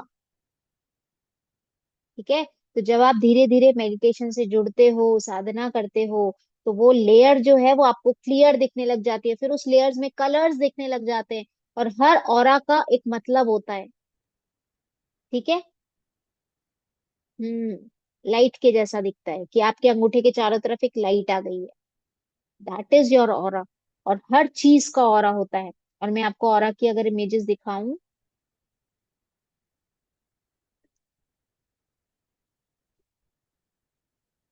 एक सेकेंड।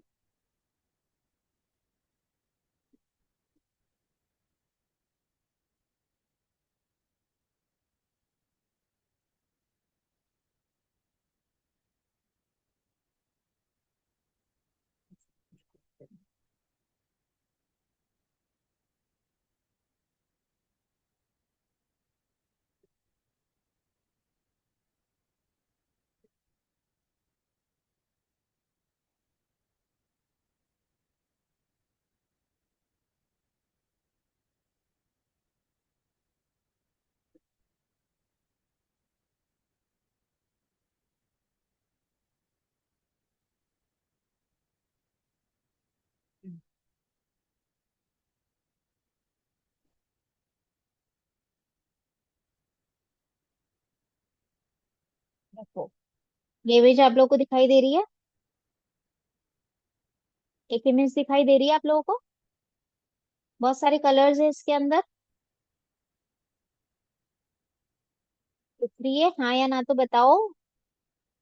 Yes, ma'am. दिख रही है मैम। देखो, जो पहली इमेज है वो एंजाइटी शो कर रही है। जब आपको अपने ऑरा के कलर्स दिखने लग जाते हैं तो वो इस तरह से दिखाई देते हैं आपको। पहली इमेज आपको दिखा रही है कि इस पर्सन के अंदर बहुत ज्यादा एंजाइटी है। दूसरी इमेज आपको दिखा रही है कि इस इंसान के अंदर बहुत ज्यादा फियर है। तीसरी एनर्जी जो दिखाई दे रही है ब्यूटीफुल पिंक और येलो कलर की, वो आपका लव है, कि इसके अंदर बहुत प्यार भरा है। चौथी हैप्पीनेस की है। पांचवी एंगर की है, डिप्रेशन है, सैडनेस है, और न्यूट्रल है। इस तरह से ऑरा के कलर्स होते हैं जो आपको दिखाई देते हैं, और आप उसको देख करके पहचान जाते हो कि अच्छा ये इंसान नेगेटिव है या पॉजिटिव है। ठीक है। उसी तरह से दिखाते हो आप। ये देखो, ये एप्पल की ऑरा है। ठीक है। एक रॉ फूड है और एक पका हुआ फूड है। जो पहली जो इमेज है वो स्लाइस ऑफ मीट है। जो लोग नॉनवेज खाते हैं, देखो, नॉनवेज का ऑरा कैसा होता है, कटा फटा तितरा बितरा, लेकिन अगर रॉ फूड है तो उसका ऑरा होता है एकदम ब्राइट। ये सब ब्रिलियंट फोटोग्राफी के थ्रू इमेजेस ली हुई है। ठीक है। ये देखो, एक कुक्ड टमाटो है, एक रॉ टमाटो है। जो कुक टमाटो है उसका ऑरा इसीलिए बोला जाता है रॉ फूड ज्यादा खाना चाहिए। रॉ फूड आपको ज्यादा एनर्जी देता है, कुक्ड फूड इतनी एनर्जी नहीं देता। तो सेम चीज है, ये कुक्ड फूड है और ये रॉ फूड है। रॉ टमाटो की एनर्जी कितनी प्योर है, कितनी ब्राइट है, उसी तरह से ब्रोकली की है। जो रॉ ब्रोकली है उसकी एनर्जी कितनी ब्राइट है, और जो कुक्ड है उसकी एनर्जी कितनी लो है। ठीक है। ये हमारी बॉडी के 7 कलर, जो अभी ये चक्रास वाले पोर्शन में मैं आऊंगी जब आपको समझाऊंगी चक्रास के बारे में। ये आपका ह्यूमन ऑरा है।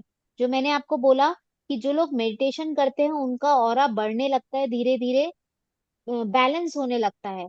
जो पहली इमेज दिखाई दे रही है वो है आपका नेगेटिव ऑरा। इसमें इतने सारे, आपका ऑरा है ही नहीं।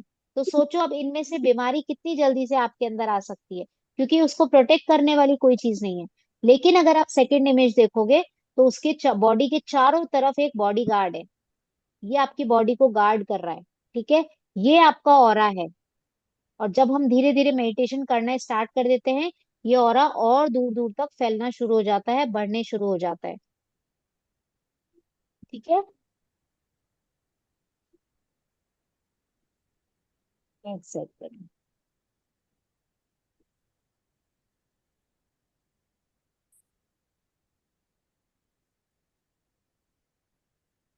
क्लियर हुआ आपको ऑरा? ऑरा समझ में आया कैसे दिखाई देता है, क्या है? ये आपकी बॉडी की आउटर लेयर है। ऑरा के बारे में किसी का कोई क्वेश्चन है? पूछ लीजिए।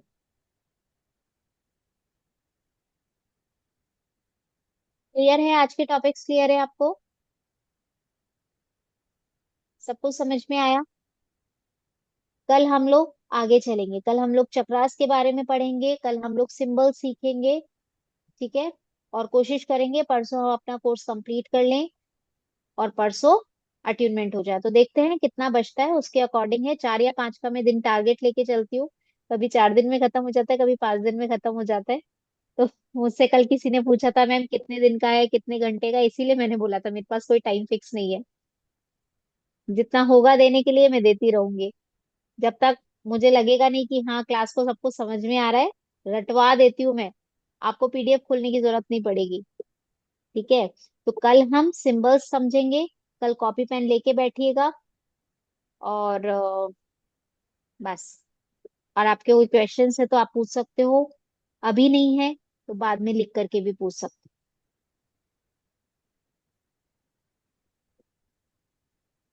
हो। और किसी का कोई क्वेश्चन?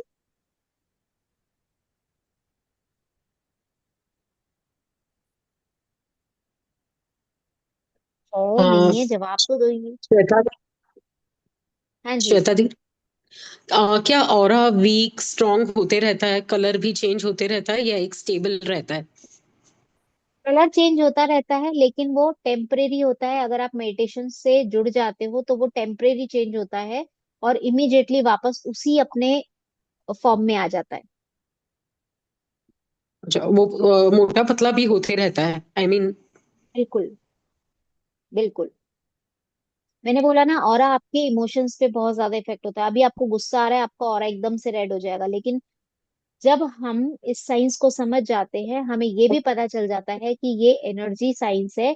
हम कैसे अपनी एनर्जी को चेंज कर सकते हैं, हम इमीडिएटली अपनी एनर्जी को चेंज कर लेते हैं। और जब आप 21 डेज का वो प्रोसेस करते हो ना, ऑटोमेटिकली आपके साथ में ऑटोमेटिकली होती हैं सब चीजें। आप ऑटोमेटिकली अपने हार्ट चक्रा पे काम करते हो, थ्रोट चक्रा पे काम करते हो, तो धीरे धीरे आपके बिहेवियर में ऑटोमेटिकली चेंजेस आने लग जाते हैं। कल पढ़ेंगे हम इसके बारे में, चक्रास के बारे में पढ़ेंगे, आपको और ज्यादा क्लियर होगा। ओके। मैम, ये हाँ जी। मेडिटेशन के लिए वो करना चाहते हैं, लेकिन वो माइंड भागता रहता है। उसे स्थिर कैसे भागने दो रखें? ना। देखो, हाँ? अभी मैं मेडिटेशन मेडिटेशन के ऊपर मैं क्लास लेके आने वाली हूँ। एक छोटी सी क्लास रहेगी, 1-2 दिन की। कोई भी ज्वाइन कर सकता है, मेरी मोस्टली क्लासेस फ्री रखती हूँ मैं। तो मेडिटेशन का मतलब क्या होता है, चलो कोई बताएगा मेडिटेशन का मतलब क्या है? वो सांसों के ऊपर ध्यान देना। अम, वो तो उसने बहुत आगे हाई लेवल है। मन को शांत रखना। डेली स्थिर लाइफ में होना। हम सब मेडिटेशन करते हैं। जो लोग मेडिटेशन नहीं करते, मैं उनको भी बोल रही हूँ, डेली लाइफ में सब मेडिटेशन करते हैं। डेली मैडम स्थिर अभी लगता है स्थिर होना। सोचना। देखो, एक दिशा में अगर आप कॉन्स्टेंटली सोच रहे हो तो वो आपका मेडिटेशन है। ठीक है। आप खाना खा रहे हो, खाने के आप बाद भोजन कर रहे हो, आप अगर एक एक ग्रास को देख रहे हो कि वो मैंने चबाया, इतनी बार चबाया और वो अंदर गया, वो आपका मेडिटेशन है। आप किसी चीज के बारे में पढ़ रहे हो, अगर आप पढ़ रहे हो और आप उसके अंदर डूब गए हो, वो आपका मेडिटेशन है। आप कोई मूवी देख रहे हो, मूवी देखते देखते आप उसमें इतना डूब गए कि आपकी आंखों से आंसू आ रहे हैं, दैट मीन्स वो आपका मेडिटेशन है। ठीक है। बट हमें अपना मेडिटेशन सही जगह लगाना है। इसका मतलब ये नहीं कि मैम हम तो डेली एक मूवी देखेंगे हमारा मेडिटेशन हो जाएगा, ऐसा नहीं है। ठीक है। मेडिटेशन हमें सही जगह लगाना है। जिस जगह आपका इंटेंशन जाएगा, उस जगह वो घटित हो जाएगा, वो मेडिटेशन है। ठीक है। तो मेरे एग्जाम्पल आपको ये इसीलिए दिया है कि आप टीवी देख रहे हो, आपकी आंखों से आंसू क्यों आते हैं?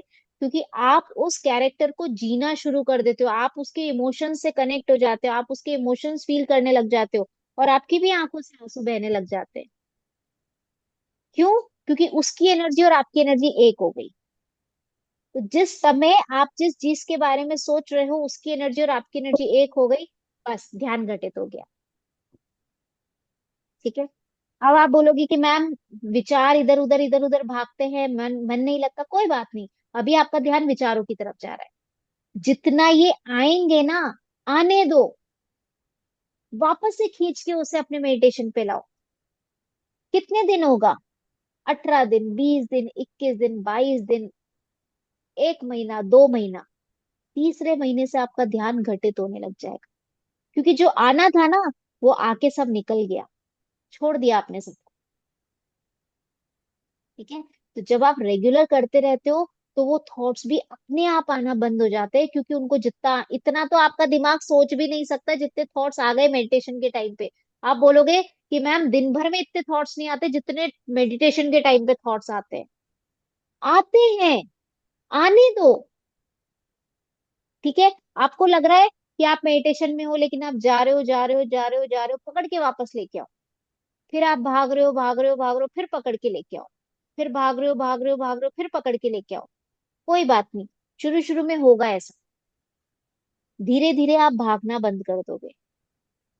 और दिमाग को बोल के बैठो, मेडिटेशन जब करने बैठते हो ना, उसको बोल के बैठो, आधे घंटे मैं सिर्फ खुद को देखना चाहता हूँ, खुद से मिलने जा रहा हूँ, तो थॉट्स को आने की जरूरत नहीं है। अपने माइंड को बोल के बैठो, उसको एक कमांड दे करके बैठो। हम लोग एनएलपी में इसको ये कमांड देते हैं खुद के माइंड को। ठीक है। वो कमांड यही होती है कि अभी आधा घंटे के लिए मैं बिल्कुल विचार रहित रहूंगी। फिर आप मेडिटेशन करके देखो, इतना प्यारा मेडिटेशन होगा। 2-2 3-3 घंटे पता नहीं चलता मेडिटेशन में बैठते हैं। अलार्म लगा के बैठना पड़ता है, क्योंकि सुबह बच्चों को उठाने के लिए लेट हो जाता है, अलार्म लगा के बैठना पड़ता है।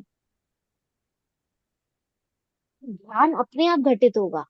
जा रहा है, भाग के पकड़ के लेके आओ, फिर जा रहा है, फिर पकड़ के लेके आओ, बैठा दो, चुपचाप बैठ जाए यहाँ पे, कहीं भटकने की जरूरत नहीं है। फिर जा रहा है, फिर चुपचाप डांट के बिठा दो उसको, बच्चे को बिठाते हैं ना, डांट के बिठा दो, अब नहीं जाना है, बोल दो उसको अब नहीं जाना है, अब यही रहना है।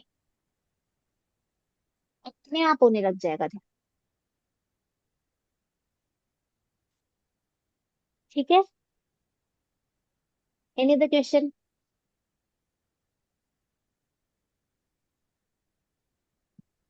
हो गया? मैम चलो, हेलो। Meditate on. मैम यार मुझे संध्या जी क्या बोल रहे हैं? हाँ महेश जी बोलिए। मैम रुद्राक्ष पहन के रेकी कर सकते हैं मतलब कि उतारना पड़ता है? देखो, ये अलग टॉपिक है। रुद्राक्ष एक बहुत बहुत बहुत बड़ा टॉपिक है रुद्राक्ष के बारे में। तो हर किसी को रुद्राक्ष पहली बात तो पहनना ही नहीं चाहिए। अगर आपने पहना हुआ है, आप कितनी शुद्धता से पहन रहे हो वो उस पर डिपेंड करता है। लेकिन अगर आप मेरे से इन जनरल पूछे तो हाँ, आप पहन के बैठ सकते हो, कोई फर्क नहीं पड़ता। Thank you.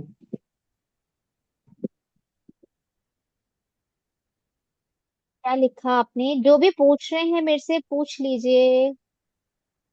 गुरुश्री मेरी बिल्ली, क्या लिखा है ये?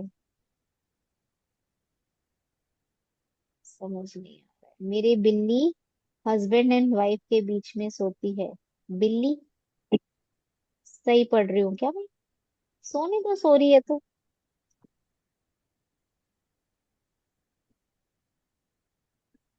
माई daughter asked where this power goes after we die. आपकी डॉटर कितनी बड़ी है भाई? छोटी सी है, बड़ी है?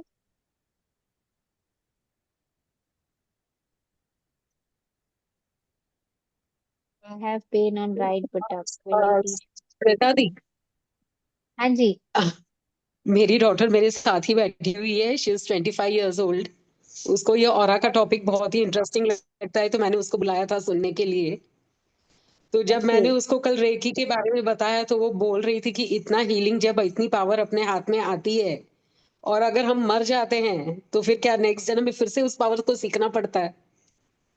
वो हीलिंग सीखनी एक्टिवेट पड़ती है। करना पड़ता है, एक्टिवेट करना पड़ता है, और रास्ते अपने आप मिल जाते हैं, अपने आप जुड़ जाते हैं। आज अभी आप मेरे से कैसे जुड़े?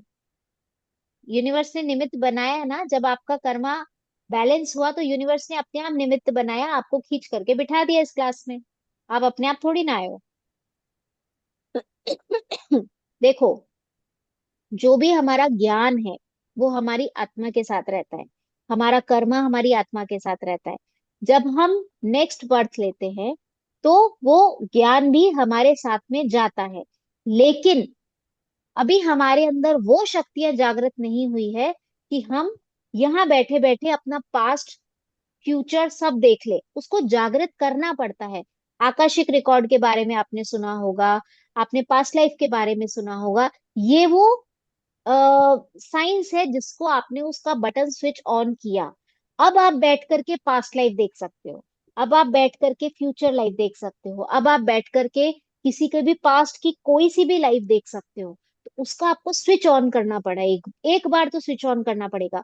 लेकिन अगर आप जैसे पिछले जन्म में, सपोज आपने पिछले जन्म में कुछ किया था, इसीलिए इस जन्म में आपको आकर के किसी ना किसी का सानिध्य मिला।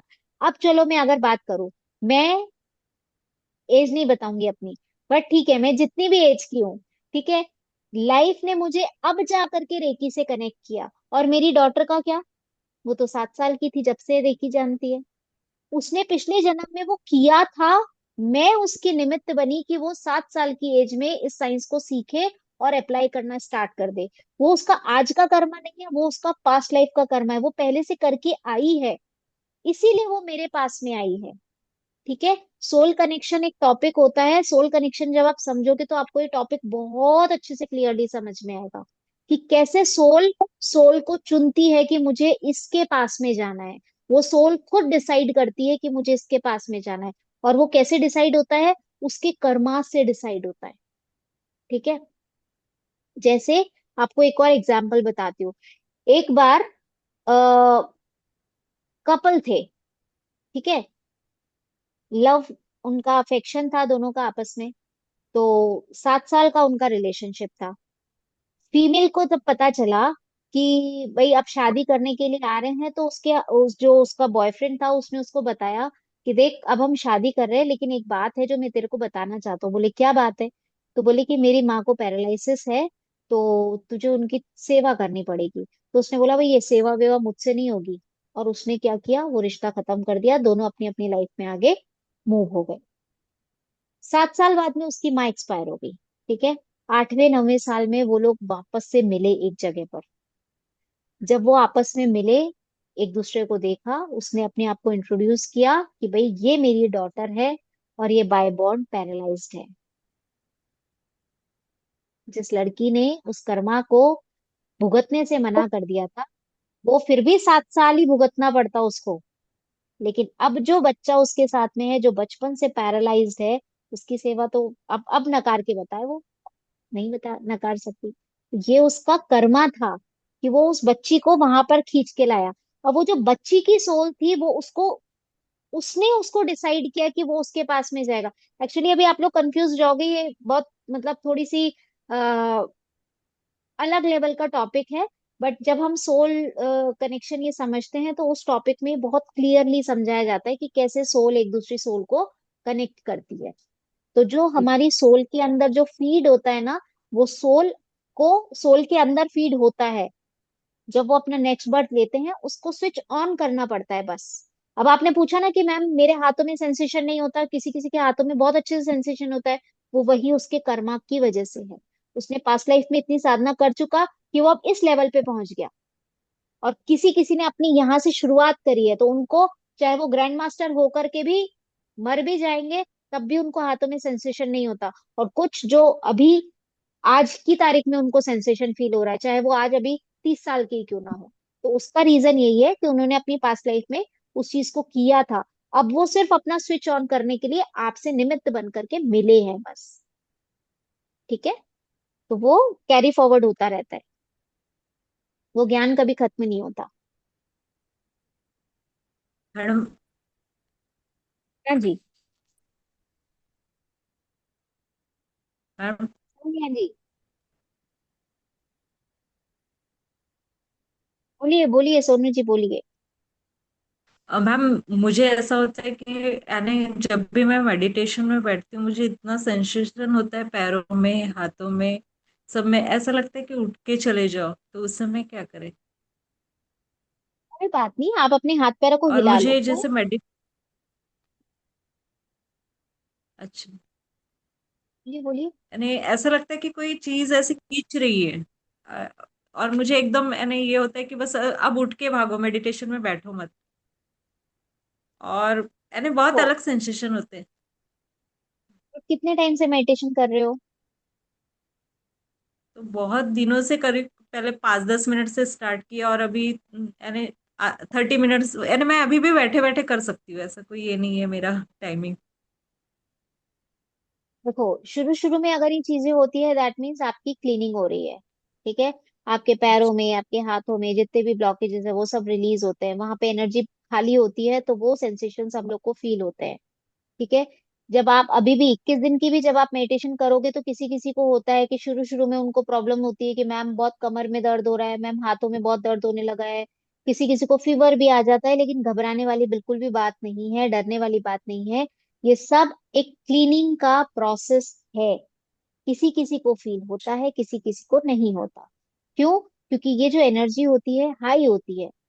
हमारी बॉडी उस एनर्जी को एक्सेप्ट करने में थोड़ा सा टाइम लेती है। 2-5 दिन में सब चीजें नॉर्मल हो जाती है।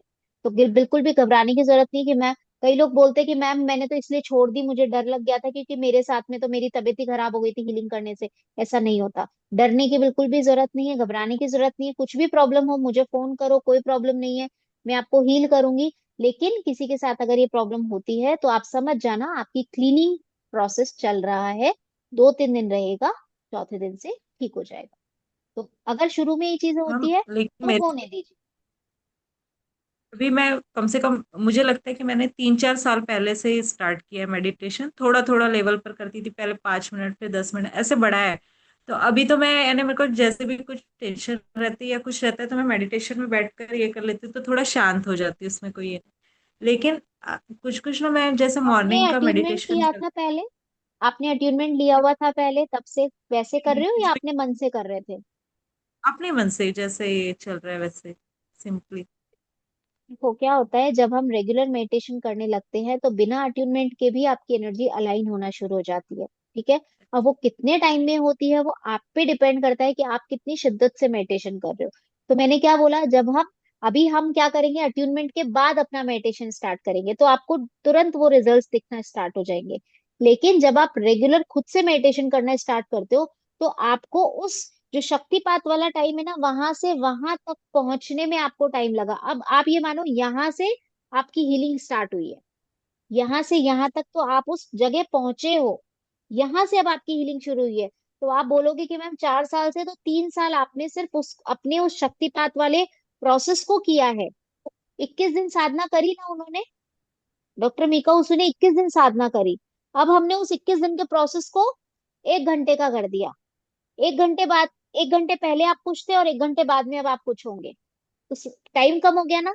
तो आपने बिना अट्यूनमेंट के क्या किया, वो 3 साल उस साधना में दिए, अब जाकर के आपकी वो साधना स्टार्ट हुई है और आपकी हीलिंग स्टार्ट हुई है और आपके पैरों में दर्द और ये सब चीजें होने लग गई। ये टेम्परेरी है, डोंट वरी, कोई घबराने वाली बात नहीं है, होता है। थोड़ा सा पैर हिला लीजिए, कोई फर्क नहीं पड़ता। जो कहा जाता है कि बिल्कुल सीधे बैठ करके कमर सीधी करके बिल्कुल ऐसे मेडिटेशन करना है, वो एक्चुअली अपनी एनर्जी को अलाइन करने के लिए होता है। लेकिन अभी आप इनिशियल लेवल पे हो, अगर इनिशियल लेवल पे आप अपने हाथ पैर हिला करके थोड़ा टेढ़े बैठ करके चेयर पे बैठ करके भी कर लेते हो तो कोई प्रॉब्लम नहीं है, बस छोड़ना नहीं है मेडिटेशन। बीच में ऐसा हुआ था कि मुझे मेडिटेशन में कुछ कुछ चीजें ऐसे बताना चाहिए या नहीं पता नहीं मुझे, पर मैं बता रही हाँ, नहीं नहीं हूँ। बतानी चाहिए, सिर्फ अपने मतलब आप जिनको अपना हाँ गुरु मानते हो सिर्फ उनको बताओ, सबको नहीं बतानी चाहिए। वो धीरे धीरे आपको कुछ कुछ एक्सपीरियंसेस स्टार्ट होने लग गए होंगे। अभी अट्यूनमेंट के बाद में लोगों को एक्सपीरियंस स्टार्ट होते हैं। मैंने बोला ना, यहाँ से यहाँ तक आपका वो अट्यूनमेंट वाला साधना थी जो डॉक्टर मीका उसुई ने 21 दिन करी, है ना। तो हम तो गृहस्थ में रह रहे हैं, उन्होंने तो पहाड़ पे जाकर के की थी, 24-24 घंटे वो साधना में रहते थे। तो हमें उसको करने में 3 साल लग गए, समझ हाँ रहे हो। ठीक तो वो टाइम था। ठीक। अब 3 साल बाद में जब आपकी शक्ति उस लायक हो गई, अब आपको एक्सपीरियंस होना शुरू हो गए, अब आपकी क्लिनजिंग होना शुरू हो गई, अब वो प्रोसेस शुरू हो गया जो अट्यूनमेंट के बाद होता है।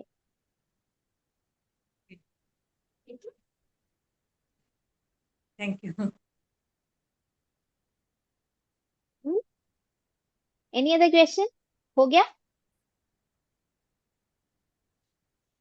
चलिए, एक बार ओम 3 बार शांति के साथ में क्लास को ओवर करते हैं। किसी का कोई भी क्वेश्चन हो नोट डाउन कर लीजिएगा, कल आप क्लास में पूछ सकते हैं, कोई प्रॉब्लम नहीं है। कल नोटबुक और पेन लेकर के बैठिएगा, कल हम सिंबल सीखेंगे, ठीक है।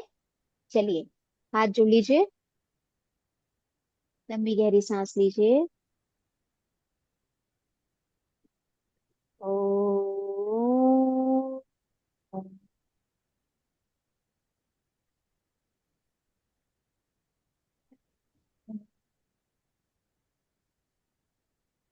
शांति ही, शांति ही, शांति ही।